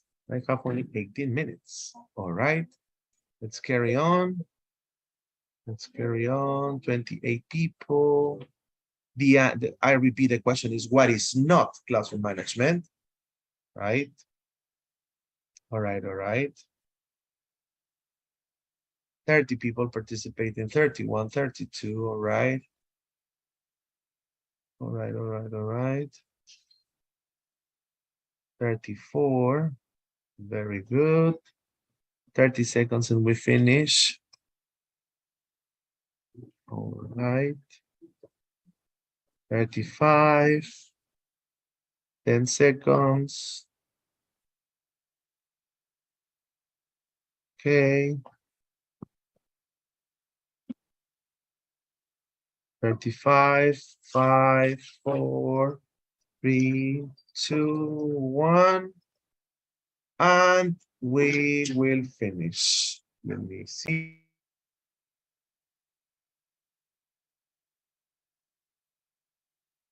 All right. Let's finish. End the poll. Okay. I'm going to share the results. Okay. 4 people, that is 10%, wrote variety of skills and techniques that teachers use to keep the class, no? Then 12 people wrote use high-tech resources in class. Remember, the question is not, right? Control discipline in class is not classroom management. Punish your students when needed is not classroom management. That's the majority, 24. That is 62%. And make the most of your students' performance. All right. Okay. The right answer is punish your students when needed. That is not classroom management. Because actually teachers don't punish. They correct, right? They orient. They don't punish. So a variety of skills and techniques, yeah, that's classroom management. Use high-tech resources in class, of course, because the majority of people believe that classroom management is just a matter of controlling discipline. It's not, that's not true. That's part of it. That's true, but it's not all of it. So control the discipline in class is classroom management. Yes, it is. Make the most of your students' performance. Yes, it is. Because classroom management is optimizing the resources that you have in your class, to enhance, promote, and again, optimize the performance of your students. So that means somebody is with the microphone on. Miss Carla, help me with that. It's not that, because one of the questions I remember that was asked to the first presenters, right? To the first presenters was, what can I do if my students don't have any technology? Any. Because in some cases, there are some schools who don't have the capacity, or parents, or cities, or communities that they don't have the chance of accessing technology. So it means that as you don't have technology, you cannot make the most of your students. Of course you can. You can do the best you can with the resources that you have. So classroom management is not having a computer, a laptop, a Chromebook in front of you, and having maybe a platform and face-to-face classes and a laboratory of English in your schools, and so that you can make students who are really oriented to technology and learn a lot. No, that's making the most that you can, or the best that you can, with the much or little resources that you have, so that your students can learn. That is classroom management. All right. So to continue with this part, classroom management. Can you help me, Mrs. Martin? This wasn't covered on any of my education courses. That happens a lot, right? That happens a lot when we are new teachers. When we know that in the university, we were taught how to deal with students, how to deal with misbehavior, how to deal with a large group of students. But in some cases, the theory is not the same as the specific experience. Probably this doesn't happen in a university, probably. right? Because in a university, there are different regulations, we have different students, we have different policies. But in a classroom, in a school, the situation is different. That's why I always, in all the talks I give, I always emphasize that I really highlight the job or the work of a teacher who works in a school. Because usually when you work in a school and you will have to deal with 25, 28, 30, 35 students, adolescents, children, teenagers, and you can deal with that effectively when you go to a language center. I don't want to be offensive or nothing, but it's a piece of cake for them, for those teachers, because it's difficult to deal with students. It's difficult to control the discipline.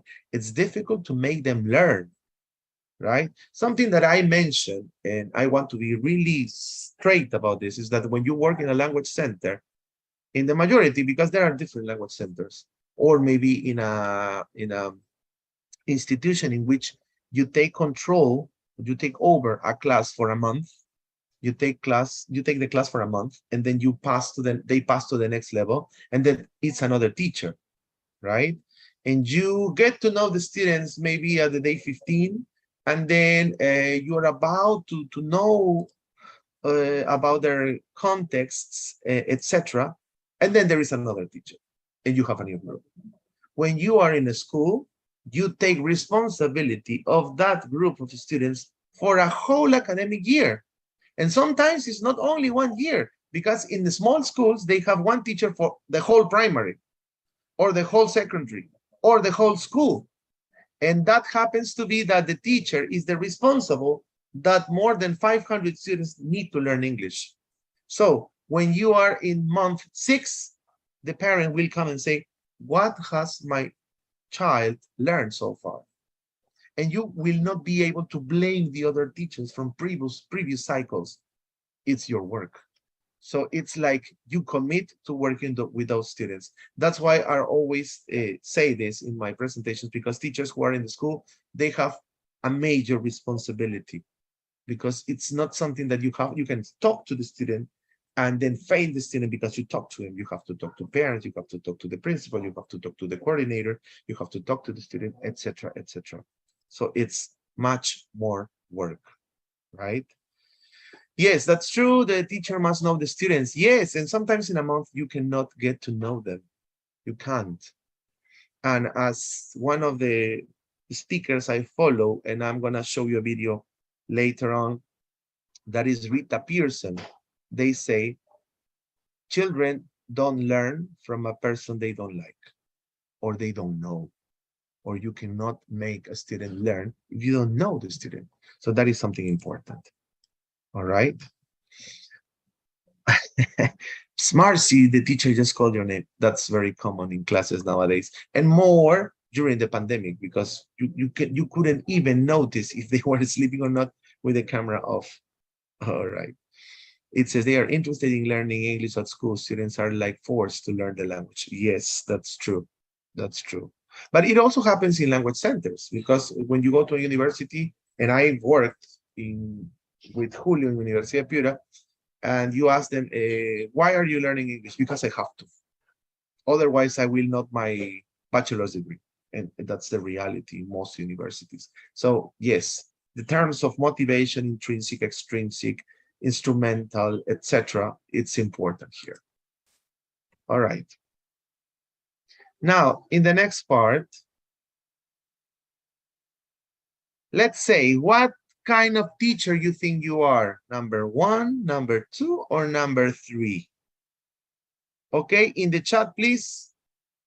What kind of teacher you think you are? 1, 2, or 3? Just write the number. Number 2. Everybody says number 2. 2, 2, 2. Everybody says number 2. Excellent. So I envy you. You were never in situation 1, never in situation 2. 3. 3 says, Alex is number 3. Okay. All right. Yeah, most of you say number 2. Oh, That is like the expected answer. Okay, number 2. Yeah, we try to be number 2, but sometimes we can't be number 1. Sometimes we can't be number 3. Alan says 1, 2, 3. That's very honest, Alan. Thank you very much. I try, says Alex. Most of the time too. That's very honest, Juan Jose. Yeah, we try to be number 2, of course. If we teach and the students are there and they pay attention and they want to follow our instructions and they make an effort, excellent. But sometimes we are number 1. Sometimes we are number 3. Maybe we don't hit them, but we say, okay, you didn't do your homework. You are not going to go to the break. That's number 3. Or maybe a student says, teacher, you are the worst of the world, the worst teacher. And who do you think you are? You're the best student? It's number 1, right? So the situation or the point here is that sometimes we can be number 1, we try to be number 2, and we might be number 3. And that's not something negative. I'm not criticizing the kind of teacher you are. We're humans. So it's normal sometimes to be number 1 and 3 because we are humans. And most of the cases when we work with students who are with us for the complete academic year, we sometimes feel that we are kind of their parents, right? And that's not bad. That's because you are committed to that. And we may act as number 1 or as number 3. If obviously there is an alarming sign, if of course you are number 1 and 3 and never number 2. So that's not correct. But we sometimes can be number 1 and 3. So that was my point. And we are humans, we are teachers. For parents, we are not allowed to make mistakes, right? But as humans, we are allowed to make mistakes, right? Okay, let's continue. All right. Important aspects after the lockdown. This is really important because the students we have in front of us are not the same as before. They are not the same. And I can tell you by experience. So these are some issues, some aspects that we must take into account when we are in front of our students face to face, right? Interaction. The interaction is difficult for them in some cases. Some of them, they cannot talk. They cannot talk to another person. They cannot work in groups. I still have some students who say, teacher, work in groups? No, let's work individually. And when I say no, it must be in groups, they say, teacher, but I don't have any group. Or I don't want to work with other people. Or teacher, are you working alone? Yes. And where is your group? I don't know. Do you want me to help you to get a group? Okay. So that happens. That happens because people who were really introverted, maybe with this pandemic, they were dependent on a computer, or they cannot work if they don't have a computer in front of them.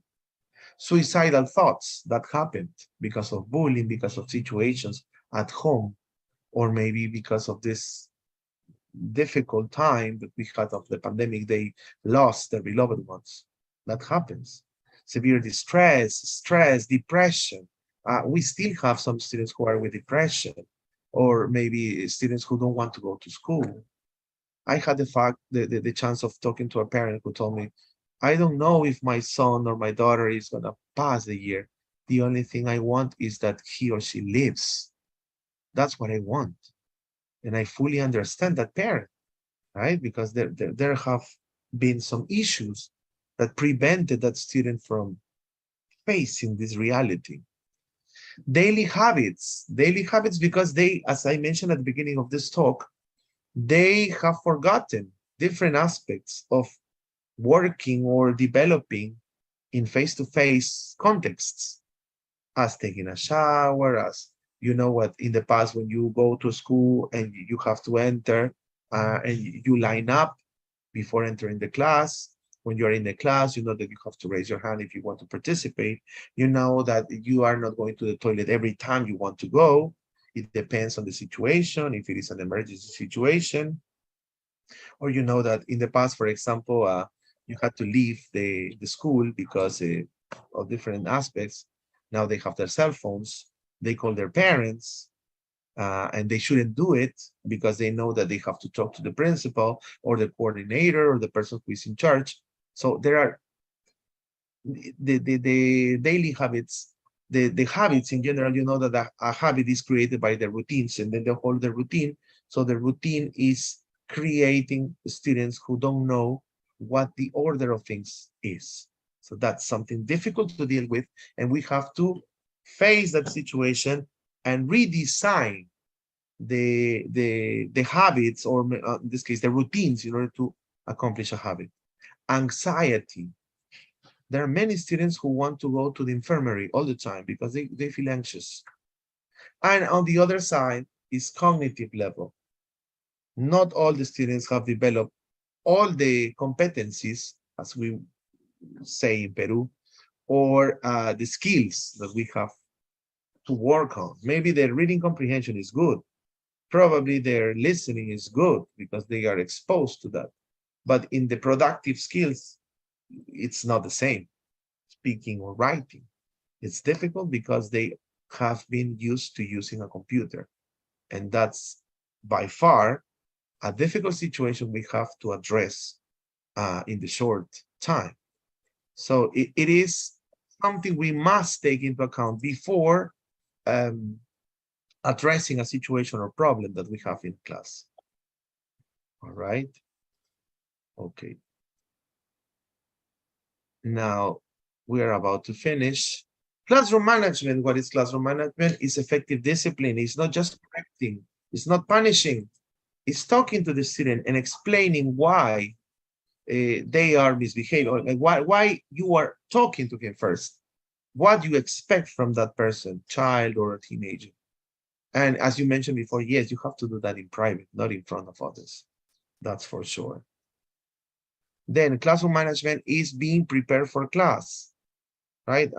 I think it's not something I should mention, but I like this thought that says teacher respects students who are well behaved and usually prepare for class and who make an effort to participate.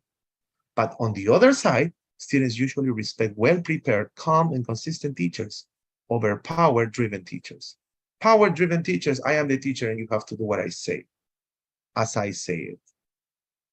Rather than, I respect that teacher because he's always on time. He says that we should be on time because he's always on time. Or he says that we should respect everybody because he respects everybody, not because he doesn't respect his or her students. So that's to be consistent. Classroom management is to motivate your students, motivate them to be better, to tell them that probably they didn't achieve the best they can in this bimester or semester or period, but they can do it next time. And maybe a single comment on their work, it's inspiring or motivating for them. So let's not forget about that. Nowadays, we are technology driven and we are using technology a lot, but let's not forget the contact, the human contact that we have with the students, talking to our students or leaving them a message to improve will or can make a change in them. Classroom management is provide a safe and comfortable environment. That's why we need to be aware for possible cases of bullying, for example, to notice if a student is involved in class, and if he or she is not involved, why is he or she not involved? What is happening? Maybe sometimes it's not the school, it's the home context. So it's part of our job to talk to them, because as one mother once told me, my son spends more time with you from Monday to Friday rather than with me on the same period of time, because I work all day long. And sometimes they need that. They need a parent at school. Classroom management is building your student self-esteem, right? For example, criticizing them in front of other people is not the best way. Or telling them that they are not good enough for the class in front of others is not the best way. So there are many students that came back from the lockdown with self-esteem problems, right? Because they had some situations at home that maybe we don't know, but we might assume, or we may assume, that these situations can have a consequence in our classes. They have a consequence on the person, the human we have in front of us. And classroom management is redesign class routines. We have to do that. We have to go back to basics, as Julio said at the beginning of his talk. We have to go back to the class routines that will help us control the class, avoid discipline problems, and involve students in our classes. Little by little, I know it's a difficult task, but we will see the consequences and the outcomes of this specific classroom management technique. And at the same time, classroom management is being, sorry for the typing mistake, my God, creative and imaginative in class. We have to be creative, not the same as it was mentioned before, to start the class with a Kahoot. And then it comes the reading comprehension, and then it comes the speaking part, and finally the writing, and we finish the session. And over, we repeat the same pattern. It's not like that. So they don't like doing the same thing. We don't like doing the same thing. Imagine teenagers, imagine children. We have to change things. Sometimes it's better to say, okay, let's go outside the class to do something different. Let's go out of the class. Let's do something different. Let's start with a project. And they will feel involved. And it is important to mention that they need to find a purpose for learning a language. I know that the contexts are completely different. We don't have the same students. In the same class, we don't have the same students. And among us, we don't have the same students. But I remember one child when he approached me and he said, teacher, I'm really happy. And I asked him, why? Because I noticed that learning English is worth it. Of course it's worth it, but why do you say that? Because the other day we went to a restaurant with my mother, and there was this guy in front of us who was from another country. And he wanted to talk to my mother. And he couldn't communicate because my mother doesn't speak a word in English. And I was the translator, and I understood what he said. Of course, he repeated 2 or 3 times, but I understood and I translated. So what you are teaching is something that is useful for life. So if they notice that, they will pay more attention to that, right? And on a different context, I have other students who say, teacher, the other day we traveled with my family to Europe, to the US, and we talked to other people, and my father was really proud of me because I was a translator and I understood everything. So what you said is true. English is useful. So it's the only way, and they will notice that what they are doing in your classes is something that will pay off. So it's really important for us to set the context on real situations so that they notice that that situation or those situations might happen in real life, right? And the most important aspect, it's different for everyone. Classroom management is not the thing that I mean, it works for me because I have to follow this pattern in my class. I have to follow these strategies because it works for me and it has to work for you. No. Classroom management is different for everyone because it depends on your context. It depends on the kind of teacher you are. It's up to the parents that you have to deal with, right? I had a friend who always started his English class with a joke. He always told a joke. And he was really funny, of course, right? He was a good friend of mine, and it always worked. But I cannot say another person who has this difficulty of maybe being exposed to people, telling a joke every single class, not necessarily, because probably that's not my strong point. So it's different for everyone, depending on the abilities that you have and depending on what works for you. The marvelous thing about this is that sometimes some aspects work for you and some aspects work for other people. So trying and making sure that it works or maybe doesn't work and trying again and again, it's the marvelous thing about education, because you can always change your plan. All right. Okay, we're about to finish, as I mentioned. I want to share one short video about win-win confrontations with Rita Pearson, the person I was talking to you about before. I want you to watch this video and maybe placing in the shoes of Rita, who's a prestigious teacher from the US, and noticing if maybe you have ever been in that situation, if you acted as in the first case, or maybe then you acted as in the second case. Everybody, please pay attention and watch the video.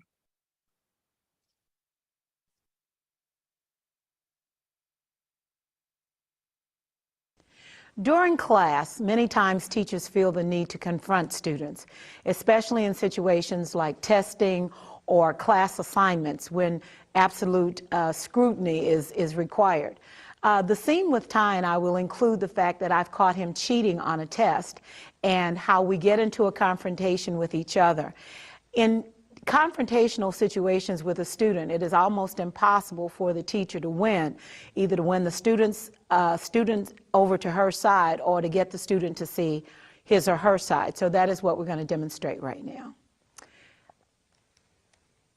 Excuse me, Mr. Brown, I believe I told you when we started the test that I wanted to see no, look at me when I'm talking to you, that I wanted to see no cell phones. Is that a cell phone? What did it look like? Oh, no, you are not going to talk back to me. I said no cell phones. You got that cell phone out. Ed, are you texting on that cell phone? Are those answers to my exam on your cell phone? Yeah. That's all you have to say?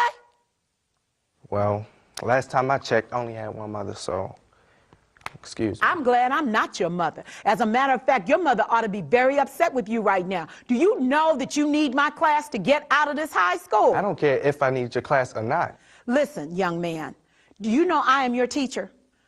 You are the student, I am the teacher. You seem to forget that every day, not just on this test. As a matter of fact, I think I caught you cheating on the last test, didn't I? Whatever, Miss Rita.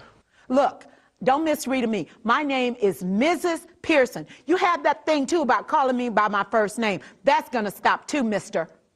You know what? Just get out. Just get out of my classroom, and you're failing this test. Do you have that? Do you have it? Whatever. That situation did not warrant a win on either side. He fails the test, and I don't have any more respect from this student than I had when we started. We're going to try it this time with me trying a different approach, one where we end up with a win-win situation rather than being on opposing sides. Mr. Brown, you have a cell phone in my class, and this is not the first time I've asked you not to have a cell phone. And I believe you're texting answers. You're cheating. And I can't tell you how disappointed I am. What do you have to say? I'm sorry. Is that going to get it? It won't happen again. Listen, this is an honors English course. You know that. I believe you have applications into some very good schools. And you're cheating. And cheating cannot be tolerated. Now, here are your options, Mr. Brown. You can either take the F on this exam, because that's exactly what you're going to receive, or you can choose to take the exam over, and this one will be much more difficult than the one you're taking now. So, what's your choice here? Hurry up, I don't have all day. I'm so disappointed. I can't tell you how hurt I am. This test is hard. I realize that. I realize it's some very difficult information, which is why I had study sessions scheduled for the last 2 weeks. Mr. Brown, you came to one. Now, first of all, tell me, are you or are you not prepared to take responsibility for your own actions? I am. Which means that you're going to have to take charge of your own success. You need to show up for the study sessions, and you need to be prepared, and you wouldn't have to cheat on my test. So what's your decision? An F on this exam is an automatic, but I'll give you another exam. But this one is going to be twice as difficult, and you're going to take a grade cut. What's your choice? I would like to retake the test, please. You may. The respect between us, Mr. Brown, has to improve. I see your potential as a student. I see you have potential to go on to do whatever you want to do, but I will not keep having these confrontations with you about your cheating. We've got to get a handle on this. If you need me, I'm here for morning and afternoon sessions, and whatever you need to do, I'm here for you. But I will not allow you to be a cheater, and I will not allow integrity to be broached on my exam. Does that make sense to you? Yes. Is that fair? I Yes. think so. Thank you, Mr. Brown. In that situation, the student has the option of either failing the course. Failing the exam was not negotiable, but he was going to have to take a grade cut on the next one. Sometimes we back kids into corners and they have no way out. In this one, he takes the grade cut, he gets the F on the exam, but I allow him to redeem himself by taking the exam again. That in some situations is not acceptable, but what is first and foremost is that the student be treated with dignity, even in spite of the fact that he's had a serious breach of conduct here. Mr. Brown, how did you feel when I screamed at you? I felt like I didn't have any other choice but to come back at you. Okay. So you coming off strong, it makes me feel like I have to do the same towards you. And I tried to make you feel bad. I told you that you hurt my feelings by cheating on my test. How did that impact you? It made me feel bad. It really made me feel bad. Because you thought I made you feel bad. Yes. Exactly. If we make each other feel bad, then that means there's a connection there. There's a relationship. If you care about me and you perceive that I care about you, then there's usually a way that we can settle our difference. But you did have to pay. The consequence is the same. You do get a consequence because you cheated, but the outcome is totally different when we don't get into a showdown situation. All right. I really love the approach, no, and the explanation she gives with a real case. How many times we have behaved or maybe approached a student or confronted a student the way she did at first, no? Probably showing authority and punishing rather than talking to the student. So it is important to outline the fact that in the first case, she is just imposing her authority and punishing. In the second case, she's calling the student to reflection and accepting, right, what he did and motivating him to take a second chance, which probably is in the majority of cases as teachers, we do that. But it's not only saying, okay, I'm going to fail you because you did this or you did that, and now I'm going to report you to the next step. I mean, the next person in hierarchy, maybe the coordinator, but saying, I'm going to follow you. I'm going to help you with the next step because you made a mistake. You're going to talk to the parents. You're going to accept and take responsibility. Something that is very difficult for our students nowadays, to take responsibility for what they have done. And sometimes when we have these confrontations with students and parents, they say, no, I didn't do that. So it's different, the approach, and it's different, the outcome that we can get from these kinds of situations. If you want to follow Rita Pearson, you can just look for it on Rita Pearson, and I think it's in TED Talks on YouTube. You will have some other videos that are really good, and I really recommend them. Alex says, I've got this situation right now. Actually, I'll deal with it in the win-win way shown here. Genuinely useful. Yeah, it is useful. I remember I had a situation similar to that one, and it worked for me. It worked. All right. Okay. And well, thank you for everything. Let's remember that being an inspired teacher is the most powerful tool you can use to avoid disruptive behavior in your class. As Rita once said, students don't learn from people they don't like. That's something for sure. It doesn't mean that you have to like everybody, but it's like motivating them and challenging them and see the example that they want, they are supposed to reach. I mean, the person they want to be in the future is given by the teacher they have in front, to be coherent on the way we behave and we do things, right? What's her name? It says Maria Claverias is Rita Pearson. I'm going to write it in the chat. She's an American teacher. And she says that education is a matter of relationships. There you are. Empathy both ways. All right, guys, that was it for today. Thank you very much for your attention. I really appreciate it. For further questions, you can write to my email. And we are really glad that you stayed with us during this 8th edition of the International Academic Seminar organized by San Agustin Chiclayo School in Peru. Thank you very much. I don't know if there are any questions. Millie? Yes, thank you so much, Mr. Salinas, for this awesome presentation. But before finishing with your workshop, we have a question for you.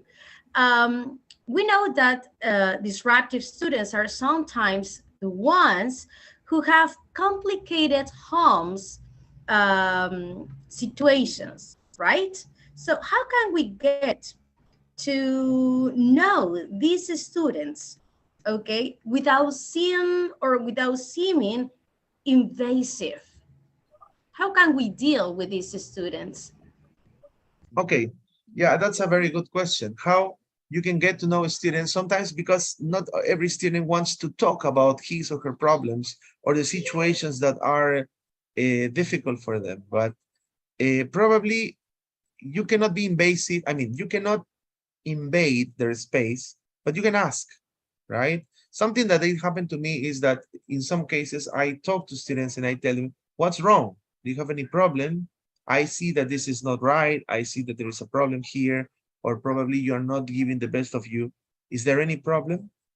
So as far as the student shows you confidence and tells you the problem, that's perfect. And he or she can tell you about the situation that it's difficult for him or her. But on the other side, if that student doesn't tell you the information because he says, no, no, thank you, I'm okay, and you notice that that's not true, maybe you can talk to other teachers and just get the information, and maybe you can approach the student with the person who is next to you in hierarchy, as probably the coordinator or principal, I don't know, and address the student or the family. But if they don't give you the chance of talking to them and just answering the question directly, you cannot invade. That's something that we cannot do.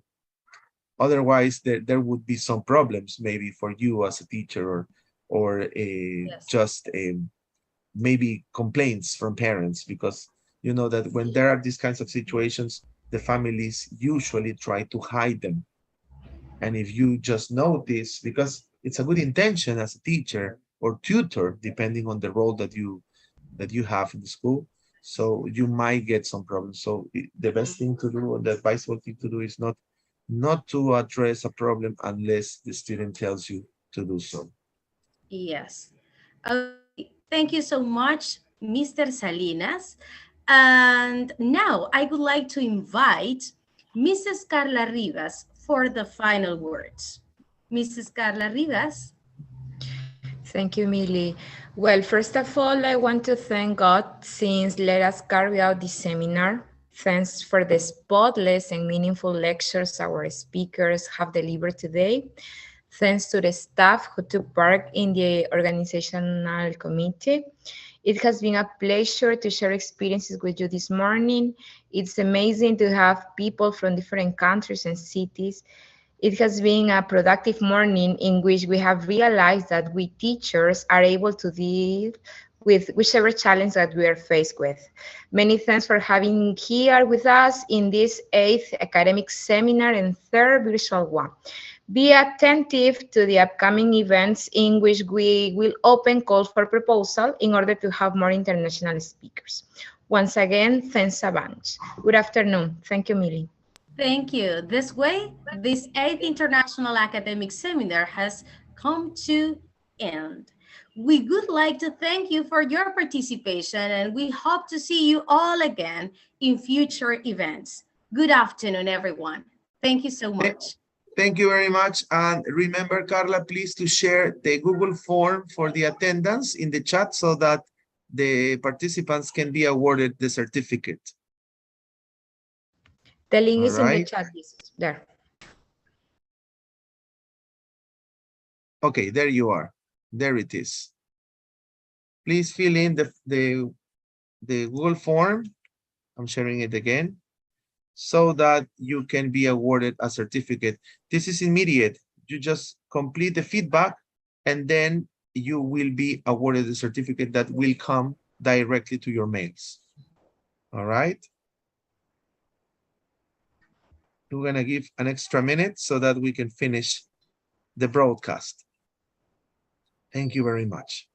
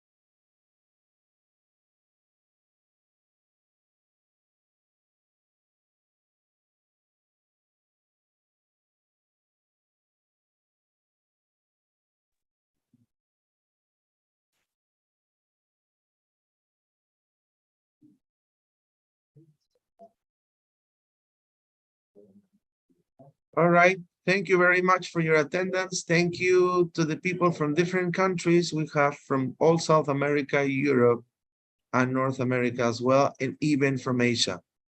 That's a big honor to be with you today. It has been a big honor. Thank you very much. Take care and see you next year. Goodbye.